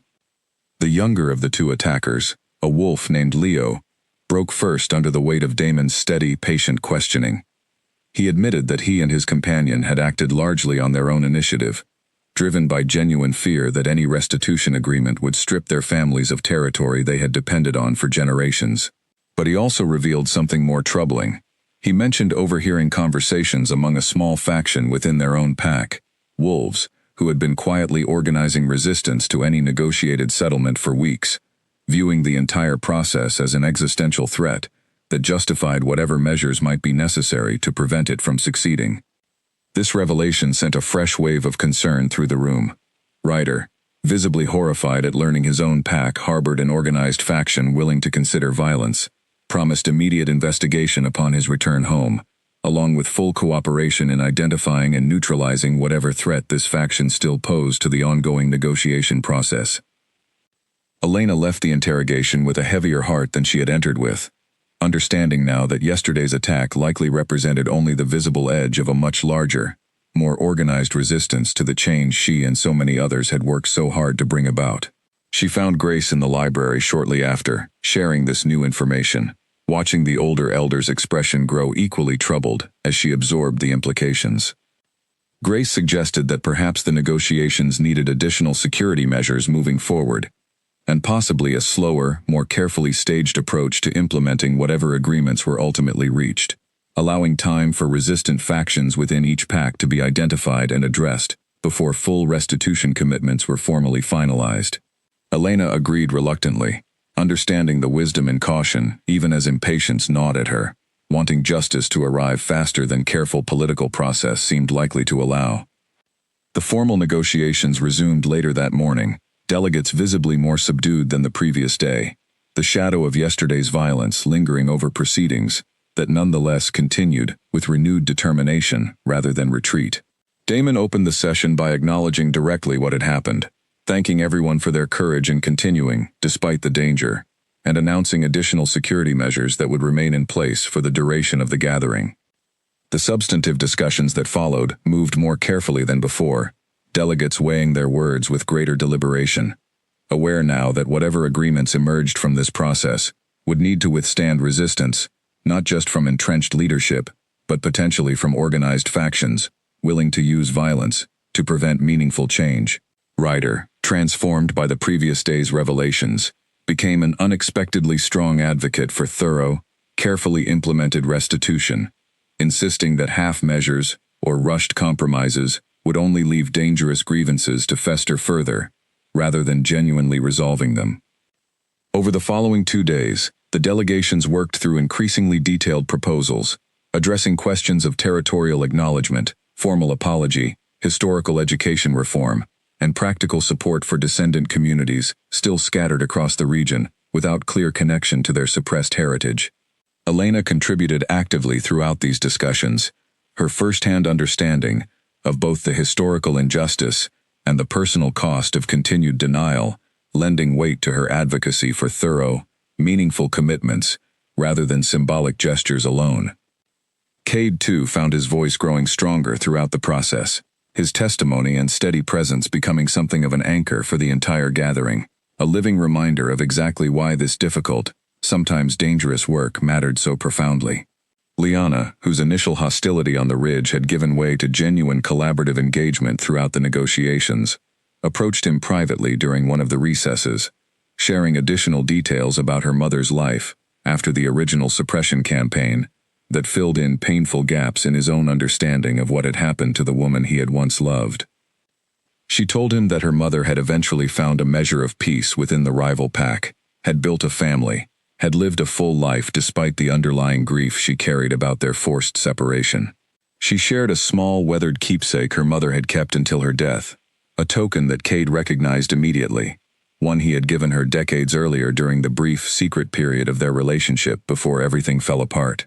Receiving it now, so many years later, from the daughter of the woman he had sacrificed everything to protect, brought Cade to visible tears, a moment of profound, bittersweet closure that Elena witnessed with her own eyes, wet with shared emotion. By the fourth day of negotiations, a comprehensive framework had finally taken shape, one that satisfied, if not perfectly then at least substantially, the core concerns raised by every delegation present. Formal acknowledgement of the historical suppression campaign would be issued jointly by all 4 packs.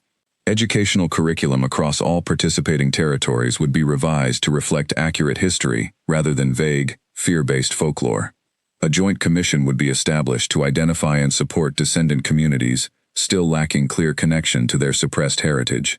And meaningful, though carefully staged, restitution would begin for territorial and resource claims, where documentation clearly supported specific historical injustice. The final session convened to formally ratify this framework carried a weight and solemnity that Elena would remember for the rest of her life.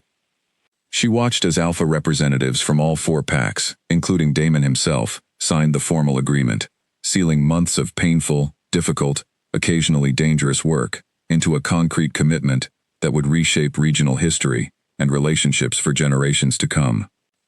Grace spoke near the conclusion of the ceremony, her voice carrying the weight of decades of pack service and, more recently, the difficult personal reckoning she had undergone in confronting her own role in perpetuating decades of convenient historical silence. She acknowledged publicly, for the first time, her own complicity in maintaining the barn's forbidden reputation without ever seriously questioning the deeper history behind that fear, and she committed personally to leading the educational reform effort moving forward, determined that future generations of young wolves would never again grow up believing vague superstition in place of honest, difficult truth. As the ceremony concluded and delegations began preparing for their journeys home, carrying with them both the formal agreement and the personal transformations forged through days of intense, sometimes dangerous negotiation, Elena found herself standing once more beside Cade, near the compound's main gate, watching as wolves who had arrived as wary strangers, and in some cases outright adversaries, departed as something closer to genuine allies bound by shared commitment to honest reckoning with the past. Liana approached them one final time before her own delegation departed, extending a formal but genuinely warm farewell. She told Cade that she hoped he would consider visiting her pack's territory sometime, that she believed her mother would have wanted him to know the family that had grown from the love she had carried for him, even after their forced separation. Cade accepted the invitation with visible emotion, promising he would indeed visit, understanding that this connection represented one of the most meaningful gifts to emerge from everything the negotiations had ultimately achieved. As the last of the delegations finally disappeared over the snow-covered ridge, Elena turned to Cade, exhaustion and profound satisfaction mingling in her expression as she processed everything the past several days had accomplished. She told him quietly that she had entered that forbidden barn months ago, as a wolf nearly frozen to death, uncertain whether she would even survive the night. She had emerged from everything that followed, as someone who had helped reshape not just her own life, but the history and future of an entire region. Cade pulled her close, his own relief and satisfaction evident in the warmth of his embrace. He told her that none of it, not his cleared name, not the connection restored with Liana's family, not the broader reckoning now reshaping regional history, would have been possible without her courage in refusing to let convenient silence stand unchallenged. Together, they watched the sun begin to set over the quiet, snow-covered compound, both of them acutely aware that while this particular chapter had reached its resolution, the deeper work of building a more honest, more just future for their community was really only just beginning. Spring arrived slowly that year, the deep snow retreating in gradual stages, revealing patches of dark earth and the first stubborn shoots of green pushing up through the thawing ground. Elena watched the transformation from the doorway of the small cabin she and Cade had begun building together, near the edge of pack territory, close enough to remain connected to compound life, but far enough to preserve the quiet, independent rhythm they had both come to value during their time together. The months following the historic negotiations had brought steady, if sometimes slow and frustrating progress. The Joint Commission established to identify descendant communities had already made contact with 3 additional families whose oral histories connected them to the suppressed independent communities, each reunion bringing its own mixture of grief, healing, and cautious hope, as fragmented family histories finally found context and confirmation. Grace had thrown herself fully into the educational reform effort, working alongside historians and elders from all 4 participating PACs to develop curriculum that honestly addressed the region's difficult history rather than continuing to obscure it behind vague warnings and convenient folklore. Elena had watched the older elder transform remarkably over these months, her initial caution and reluctance giving way to genuine passion for the work, as though decades of quiet guilt had finally found productive outlet. Damon, too, had grown significantly through the experience, his leadership style shifting noticeably toward greater transparency and consultation, less inclined toward the quick, decisive action that had once nearly cost Elena her life during the fateful Blizzard retreat. He had begun regular open forums, where PAC members could raise concerns directly, a practice that several other PACs throughout the region had since begun adopting themselves, inspired by Ashwood's example. Elena's own role within the PAC had evolved considerably as well. She found herself increasingly consulted on matters of historical reckoning and PAC policy.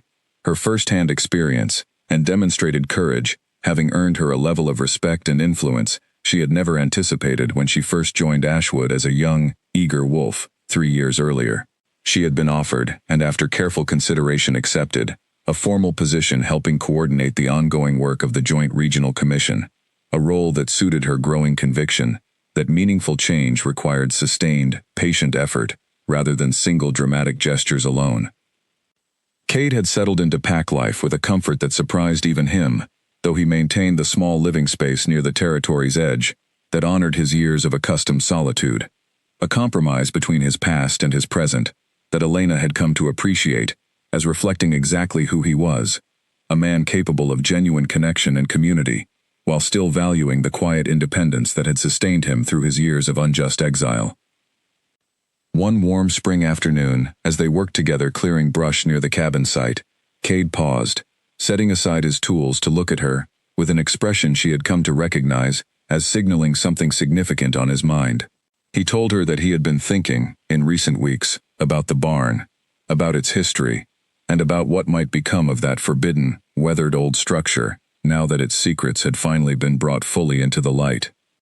He proposed an idea he had been quietly developing, that rather than simply abandoning the barn or allowing it to continue crumbling in isolated disrepair, they might restore it, transform it into something new, a gathering place, and living memorial for the independent communities whose history had been suppressed for so long, a place where descendants scattered across various PACs could come together, learn their shared heritage, and build new connections across the boundaries that had once been used to divide and erase them. Elena felt immediate, powerful enthusiasm for the idea, recognizing its significance not just as a practical project, but as a meaningful symbol of everything they had fought for together, since that fateful night the blizzard first brought her stumbling through its forbidden doors.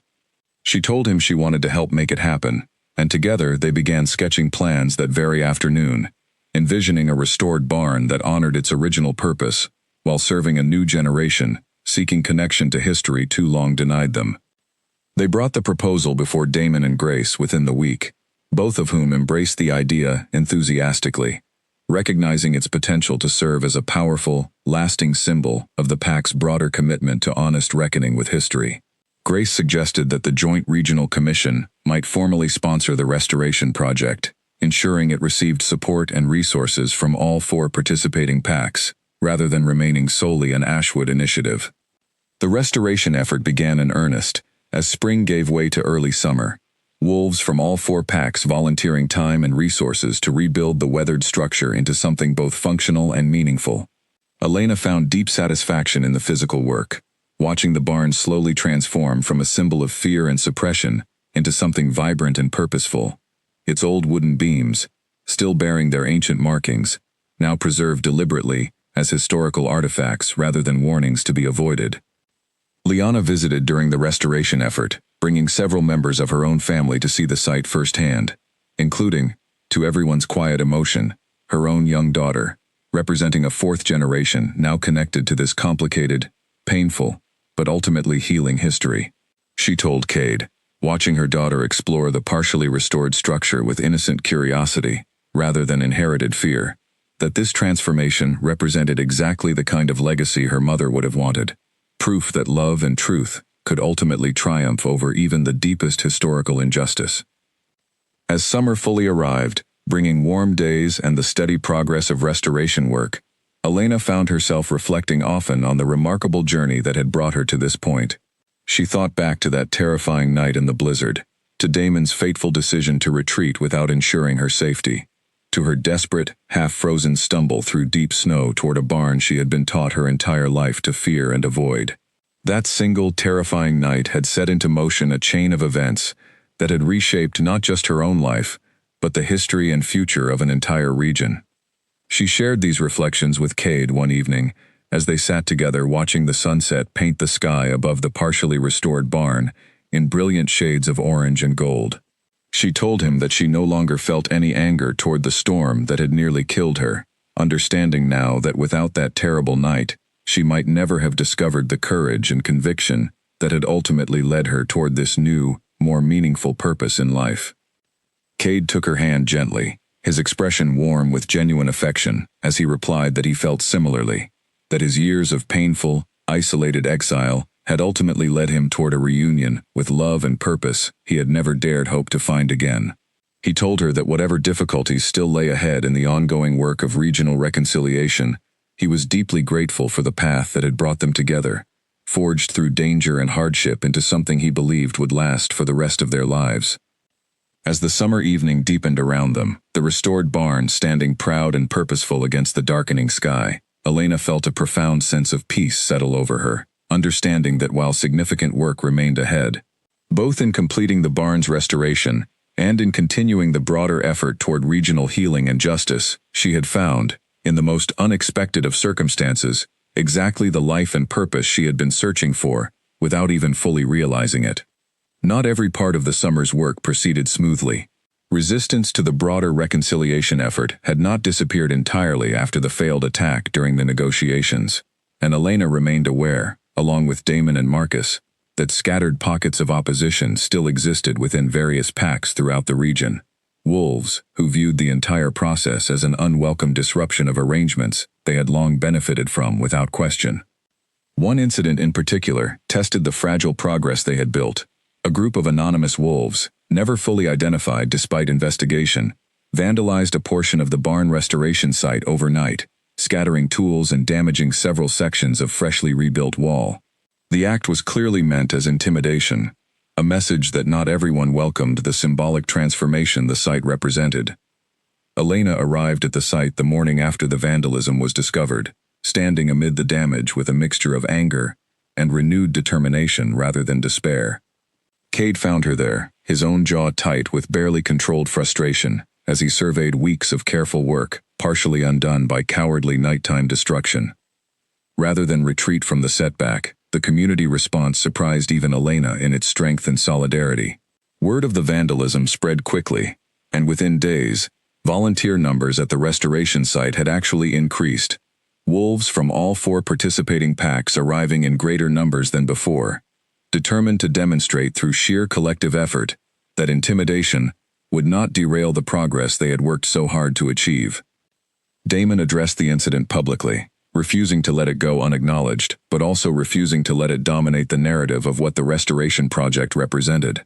He announced additional security measures for the site, while emphasizing that the overwhelming community response proved conclusively that the commitment to honest reckoning with history now ran far deeper than the fear and resistance of a small, cowardly minority. The repaired sections of the barn were completed within 2 additional weeks, the community's determined response having more than compensated for the setback caused by the vandalism.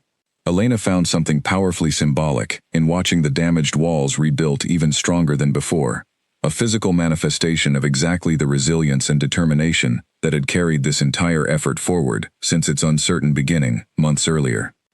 As the restoration neared completion by late summer, plans began forming for a formal dedication ceremony, one that would mark not just the physical transformation of the barn itself, but the broader, ongoing commitment to truth and reconciliation that the structure now represented.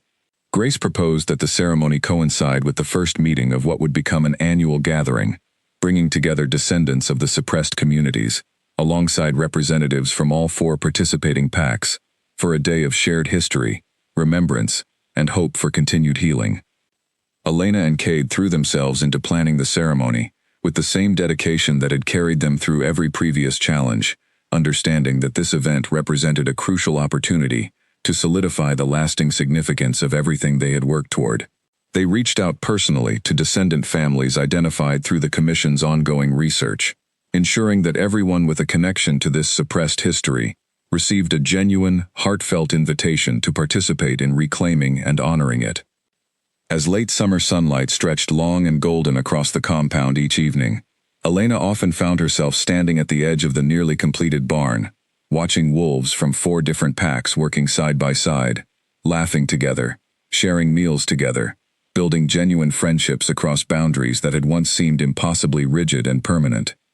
She understood, watching this transformation unfold, that whatever challenges still lay ahead, something fundamentally important had already shifted within this community, a shift that would likely continue reshaping the region for generations to come.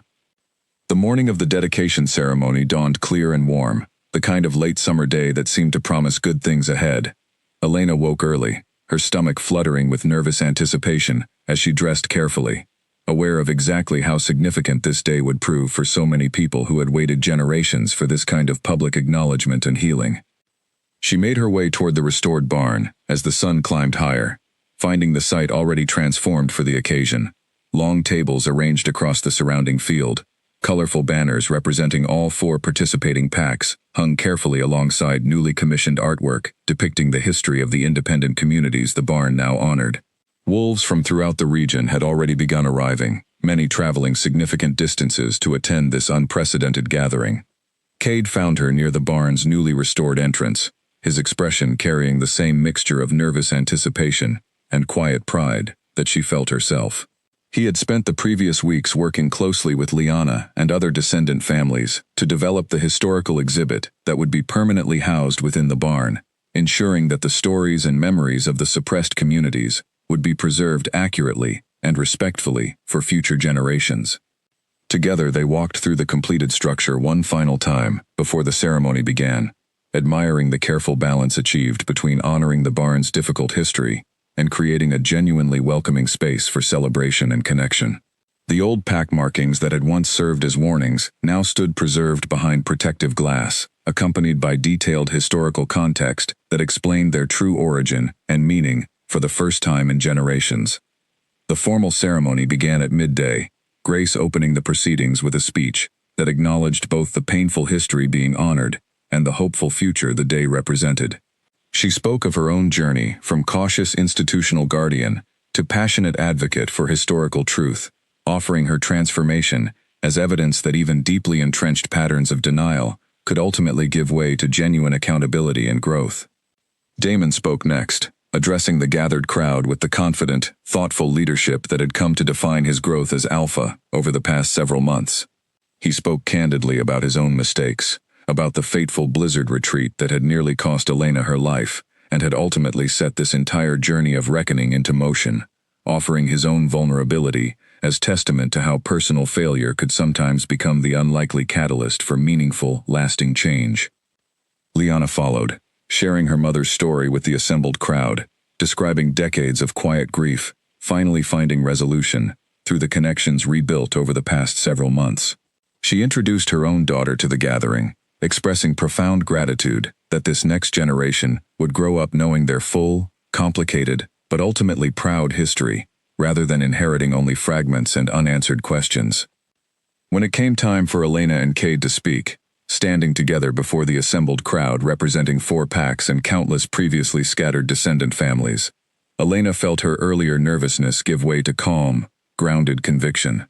She spoke of that terrifying night in the blizzard, of stumbling half-frozen into a barn she had been taught her entire life to fear, and of discovering instead not danger but salvation, both physical and, ultimately, far deeper and more meaningful. She spoke of Cade's courage in finally sharing his painful story, of the collective courage shown by so many others throughout the difficult months of investigation, negotiation, and occasionally dangerous confrontation that had followed. She acknowledged the setbacks, the vandalism, the attempted violence during negotiations, honoring these difficulties not as failures, but as evidence of exactly how much this work of honest reckoning truly mattered to those determined to prevent it. Cade spoke after her, his voice steady, despite the emotional weight of addressing such a significant gathering after years of isolated exile. He thanked the assembled crowd for their courage in confronting difficult truth, thanked Liana and her family for the healing their reconnection had brought him, and thanked Elena specifically, his voice growing softer with genuine emotion, for refusing to accept convenient silence when she discovered injustice, for choosing instead to fight for truth, even when doing so carried real personal risk and cost. As his speech concluded, Cade turned to face Elena directly, the assembled crowd falling into curious, attentive silence as he reached into his jacket and withdrew a small, carefully wrapped item. He told her, his voice carrying clearly, despite obvious nervousness, that he had spent months searching for the right way to express exactly how much their journey together had come to mean to him, and that he could think of no more fitting moment than this, surrounded by the community and history they had worked so hard together to honor and heal. He opened the small wrapped item, revealing a ring crafted from materials salvaged during the barn's restoration. Wood from the original structure worked skillfully around a simple, elegant stone. He told her that this ring represented everything the barn itself now stood for: transformation of pain into purpose, of forbidden history into honored legacy, of near tragedy into lasting hope. He asked her, in front of the entire gathered community that had witnessed and participated in their remarkable shared journey, whether she would agree to build a future together with him, bound not by the desperate circumstances that had first brought them together, but by the deep, deliberate love and partnership that had grown steadily ever since. Elena felt tears streaming freely down her face as she nodded, unable to speak for a long moment, overwhelmed by the significance of the question and the setting in which it had been asked. When she finally found her voice, she told him clearly and without hesitation that yes, she wanted nothing more than to build that future together. Here, among this community they had helped heal and transform through months of shared struggle and hard-won triumph. The gathered crowd erupted into joyful celebration, applause and cheers filling the warm summer air, as Cade slipped the ring onto her finger, sealing a commitment built through danger, discovery, and deep, deliberate partnership. Damon, watching from nearby, offered a genuine warm smile, despite whatever lingering personal complexity remained in his own feelings, understanding that this moment represented exactly the kind of hope and healing this entire journey had ultimately been working toward. The remainder of the ceremony unfolded as a genuine celebration, wolves from all four packs sharing meals together, exchanging stories, forming new friendships, and rekindling old family connections that decades of enforced separation had nearly erased entirely. Elena moved through the gathering, with Cade at her side, greeting descendant families she had helped identify through months of careful research, watching, with quiet satisfaction, as fragmented histories finally found context and community. As the afternoon stretched toward evening, the celebration showing no sign of winding down, Elena found a quiet moment to step away, walking toward the edge of the field, where she could observe the full scope of what this day represented. She watched children from different packs playing together freely, watched elders, who had once viewed each other with generational suspicion, now sharing quiet, thoughtful conversation. Watched the restored barn itself, standing proud and purposeful against the golden evening light. She thought back, as she often did during quiet reflective moments, to that terrifying night when the blizzard had first separated her from everything familiar, when she had stumbled half-frozen through deep snow, toward a barn she believed would offer only temporary shelter from a deadly storm. She could never have imagined, collapsing exhausted into that pile of hay all those months ago, exactly how profoundly that single night would transform, not just her own life, but the history and future of an entire region. Cade found her there, joining her quiet reflection with his own contented silence, both of them watching the celebration continue around the barn that had once represented only fear and forbidden mystery, now standing as a powerful symbol of truth, healing, and hard-won hope. He took her hand gently, the new ring catching the evening light, and told her softly that whatever challenges still remained ahead in the ongoing work of regional reconciliation, He could not imagine facing them with anyone other than her by his side. Elena leaned into him, feeling a profound sense of peace and gratitude settle over her, as the sun finally began setting behind the ridge, painting the sky in brilliant shades of orange and purple above the celebration, still unfolding around the barn, that had saved her life, and, in the months since, had helped save so much more besides. Whatever storms still lay ahead, she understood now with complete certainty. She would face them not as someone abandoned and alone, but as part of a community, a partnership, and a legacy of hard-won truth that nothing could ever fully take away again. The weeks following the dedication ceremony brought a steady stream of visitors to the restored barn, descendant families arriving from increasingly distant territories, as word of the reconciliation effort continued spreading throughout the wider region. Elena found herself busier than ever, coordinating with the Joint Commission to accommodate this growing interest, while ensuring that each family's individual story received the careful, respectful attention it deserved. Grace approached her one afternoon, with news that added an entirely new dimension to the ongoing work. Historians from PAX even further afield, territories that had not been directly involved in the original negotiations, had begun reaching out, having heard about Ashwood's unprecedented reckoning with suppressed history, and wondering whether similar patterns of historical injustice might exist within their own communities as well. This expanding interest presented both exciting opportunity and significant new challenge. Elena discussed the situation at length with Cade, Damon, and Grace, all of them recognizing that the model of honest historical reckoning they had developed through months of difficult work might have relevance far beyond the 4 PACs originally involved in the negotiations. But they also understood the importance of proceeding carefully, ensuring that the process remained genuinely respectful and locally driven, rather than becoming some kind of externally imposed formula applied without proper sensitivity to each community's unique circumstances.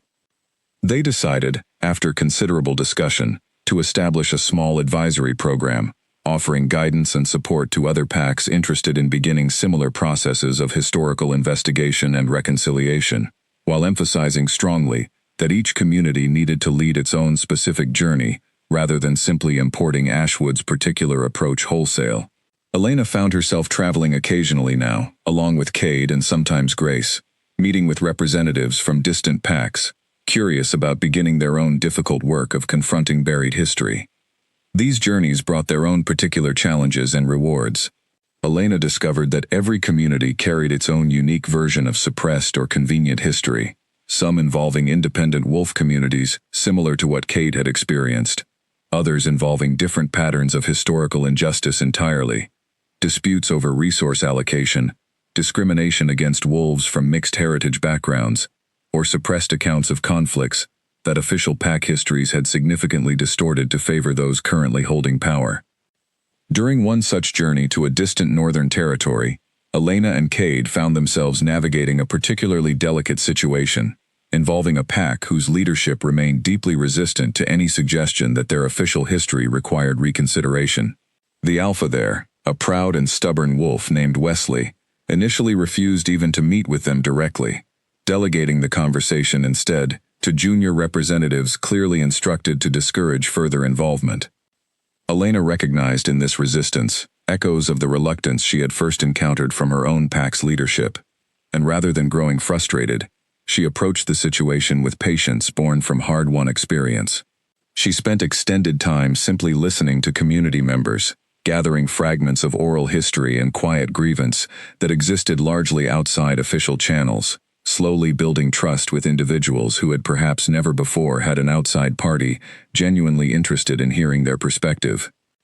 This patient approach eventually bore fruit, as growing grassroots interest in the community's suppressed history gradually created enough internal pressure that Wesley found himself unable to continue avoiding the conversation entirely.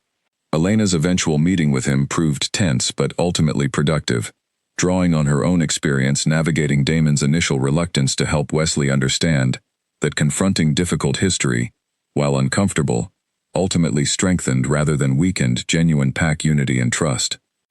Cade proved equally valuable during these advisory journeys, his personal story serving as powerful, tangible evidence of exactly what genuine reconciliation could accomplish. He spoke often during these visits about his own years of painful exile, about the healing that had come through Elena's courage in pushing for truth, and about the remarkable transformation the barn restoration had brought, not just to his own life but to the broader regional community that had participated in its creation. As autumn settled over the region once more, nearly a full year having passed since that fateful blizzard first threw Elena and Cade together, their advisory work had helped initiate similar processes of historical reckoning in 3 additional territories, each pursuing their own particular path toward honest acknowledgement and healing, based on their unique circumstances and history. Elena found deep satisfaction in this expanding impact, understanding that the personal journey she and Cade had undertaken together, born from near tragedy and forbidden circumstance, had ultimately rippled outward to touch and transform communities, far beyond what either of them could have imagined during that first desperate night sheltering together from the deadly storm. Back at Ashwood, preparations began for their upcoming wedding, planned to take place the following spring, timed deliberately to coincide with the barn's first anniversary since its formal dedication. Elena found herself, during quieter moments amid the busy advisory work and wedding preparations, reflecting often on how completely her life had transformed since that terrifying night when she had believed, however briefly, that she might not survive until morning. She had entered that storm as a loyal, somewhat naive pack member, trusting completely in institutions and hierarchies she had never seriously questioned. She emerged, nearly a year later, as someone who understood the vital importance of questioning convenient tradition when justice demanded it, who had helped reshape not just her own community, but potentially the broader region's relationship with its own difficult, complicated history. Nora, visiting one evening as autumn colors painted the landscape surrounding the compound in brilliant shades of red and gold, asked Elena directly whether she ever regretted the path her life had taken since that fateful blizzard, whether some part of her wished she could have simply remained the person she had been before, uncomplicated by the weight of historical reckoning and regional political complexity that now consumed so much of her time and energy. Elena considered the question seriously before answering, understanding it deserved honest reflection rather than a quick, easy response. She admitted that the path had certainly proven far more complicated and demanding than the life she had once expected to live within Ashwood. But she told Nora, with complete sincerity, that she would not trade this complicated, meaningful path for anything, that discovering purpose larger than herself, finding love built through genuine partnership and shared conviction, rather than simple convenience, and watching real, lasting positive change unfold across communities that had suffered generations of buried injustice, represented exactly the kind of life she wanted to live, regardless of how much easier a simpler path might have proven. As winter began its slow approach once more, bringing the first cold winds that hinted at the deep snow soon to follow, Elena found herself standing once again at the edge of the restored barn, watching preparations continue for the joint regional gathering scheduled to take place there again the following month, an annual tradition now firmly established following the success of the first dedication ceremony. Cade joined her, his arms settling comfortably around her shoulders, as they watched the familiar, comforting scene of community members from multiple packs working together to prepare for the upcoming gathering. He remarked quietly that it seemed almost impossible to believe an entire year had passed since that terrifying blizzard first brought them together in this very place, transformed now from a forbidden symbol of fear into a thriving center of community, healing, and hard-won truth. Elena smiled, leaning into his familiar warmth, and told him that she had come to see that terrible storm not as tragedy, but as the unexpected beginning of everything meaningful that had followed.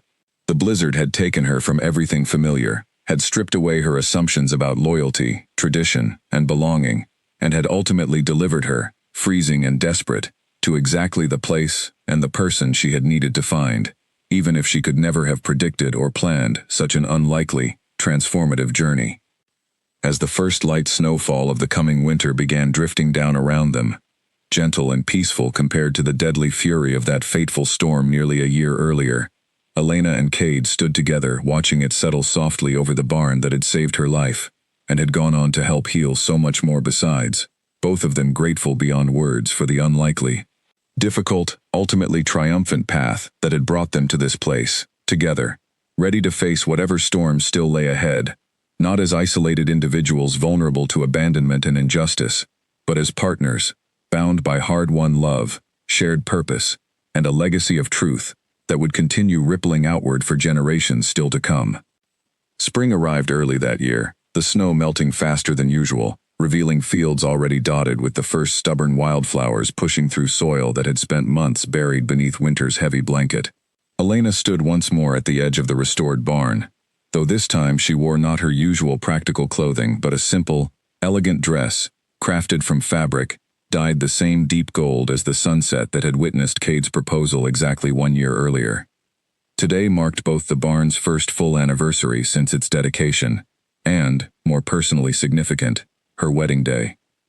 The field surrounding the barn had been transformed once again, this time for celebration rather than solemn ceremony, decorated with flowers and banners, representing not just the 4 original packs but now 7, the advisory work she and Cade had undertaken throughout the previous year, having expanded the circle of communities engaged in honest historical reckoning, far beyond what either of them could have imagined when this journey first began.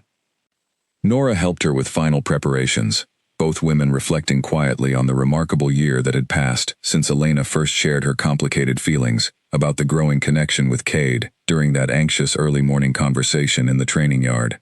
Nora told her, adjusting a final detail of her dress with practiced care, that she had never seen anyone transform quite as completely as Elena had over the past year, evolving from a somewhat uncertain young pack member into someone whose courage and conviction had genuinely reshaped an entire region's relationship with its own history. Elena felt tears threatening as she absorbed her friend's words, understanding the truth in them, even as the compliment felt almost too large to fully accept.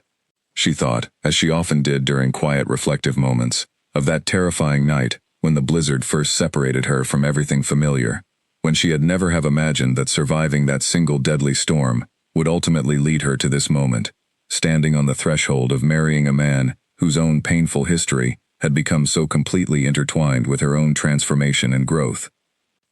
Damon found her shortly before the ceremony began, his expression carrying genuine warmth despite whatever lingering personal complexity might still exist beneath the surface regarding his own history with her. He told her, with evident sincerity, that watching her grow into the leader and advocate she had become over the past year represented one of the proudest experiences of his own tenure as Alpha, regardless of the personal disappointment he had once carried about how their own relationship had ultimately evolved. He offered her his arm, having been asked months earlier to walk her toward the ceremony given her own parents' passing years before she had joined Ashwood, and Elena accepted gratefully, appreciating the symbolic closure this gesture represented. Damon transformed from the Alpha, whose hasty decision had once nearly cost her life, into a genuine friend and ally who had grown alongside her through the difficult, transformative journey of the past year. They walked together toward the barn, as afternoon sunlight bathed the gathered crowd in warm, golden light, familiar faces from throughout the region, visible among the assembled guests. Liana and her family, seated prominently near the front, alongside Grace, Marcus, Owen, and so many others whose lives had become woven into the remarkable story that had unfolded since that fateful blizzard nearly 2 years earlier. Cade waited near the barn's entrance, his own transformation over the past 2 years evident in his confident, steady posture, so different from the guarded, isolated man Elena had first encountered, emerging from the shadows of that same barn during the depths of the deadly storm. His expression, as she approached, carried an emotion so genuine and profound that Elena felt her own composure nearly break with the weight of everything this moment represented. The ceremony itself unfolded with simple, heartfelt sincerity, officiated by Grace, who had grown close to both of them throughout the past year of shared work and mutual transformation.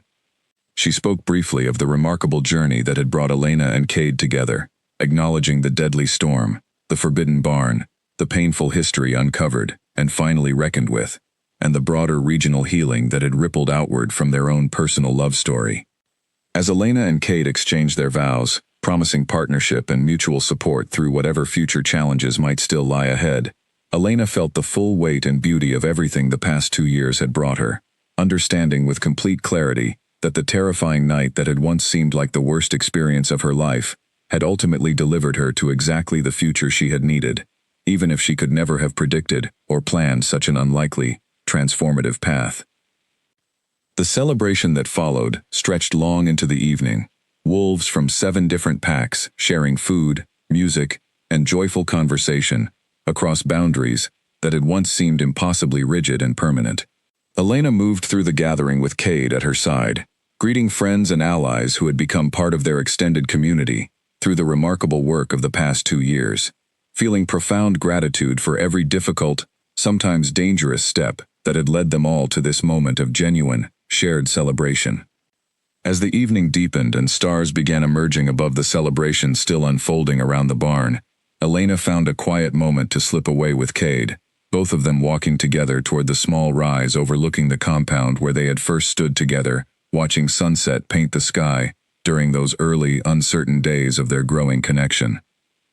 They stood together now, husband and wife, watching the celebration continue below them, the barn glowing warmly with lantern light against the darkening landscape, evidence of everything they had built together from the desperate, terrifying circumstances of their first meeting. Cade told her softly that he had spent years believing his life had reached its permanent, isolated conclusion after his unjust exile, never imagining that a deadly blizzard would deliver him not just unexpected company for a single terrifying night, but a partner and purpose that would transform the remainder of his entire life. Elena leaned into him, feeling complete peace and gratitude settle over her as she watched the celebration below, understanding that whatever challenges and adventures still awaited them in the years ahead, both in their personal life together and in the continuing work of regional reconciliation that had become so central to their shared purpose, they would face them together, bound by love, forged through genuine partnership rather than convenient circumstance, strengthened rather than diminished by the difficult, dangerous journey that had brought them to this remarkable, unlikely place. She thought, one final time, of that desperate night nearly 2 years earlier, of stumbling half-frozen through deadly snow, convinced she would not survive until morning, only to discover instead the unexpected beginning of everything meaningful that had followed. The Alpha who had abandoned her in that deadly blizzard had, in his own complicated way, ultimately helped set her free, freeing her from unquestioning loyalty to convenient tradition, freeing her to discover genuine love, purpose, and the courage to fight for truth even when doing so carried real personal risk. The forbidden barn she had found that terrible night, once a symbol of fear and suppressed injustice, now stood transformed into a beacon of healing and hope, its warm lantern light visible for miles across the darkening landscape, welcoming rather than warning away all who might seek shelter, connection, and truth within its restored walls. And as Elena stood there under the emerging stars, wrapped in her husband's arms, surrounded by the community they had helped build and heal together, she understood with complete certainty that whatever storms life might still bring in the years ahead, she would never again face them alone, abandoned, or afraid. She had found, in the most unexpected and difficult of circumstances, exactly the life, the love, and the lasting purpose she had been searching for without even fully realizing it, and she would spend the rest of her days grateful beyond measure for the deadly storm that had, against every possible expectation, led her home.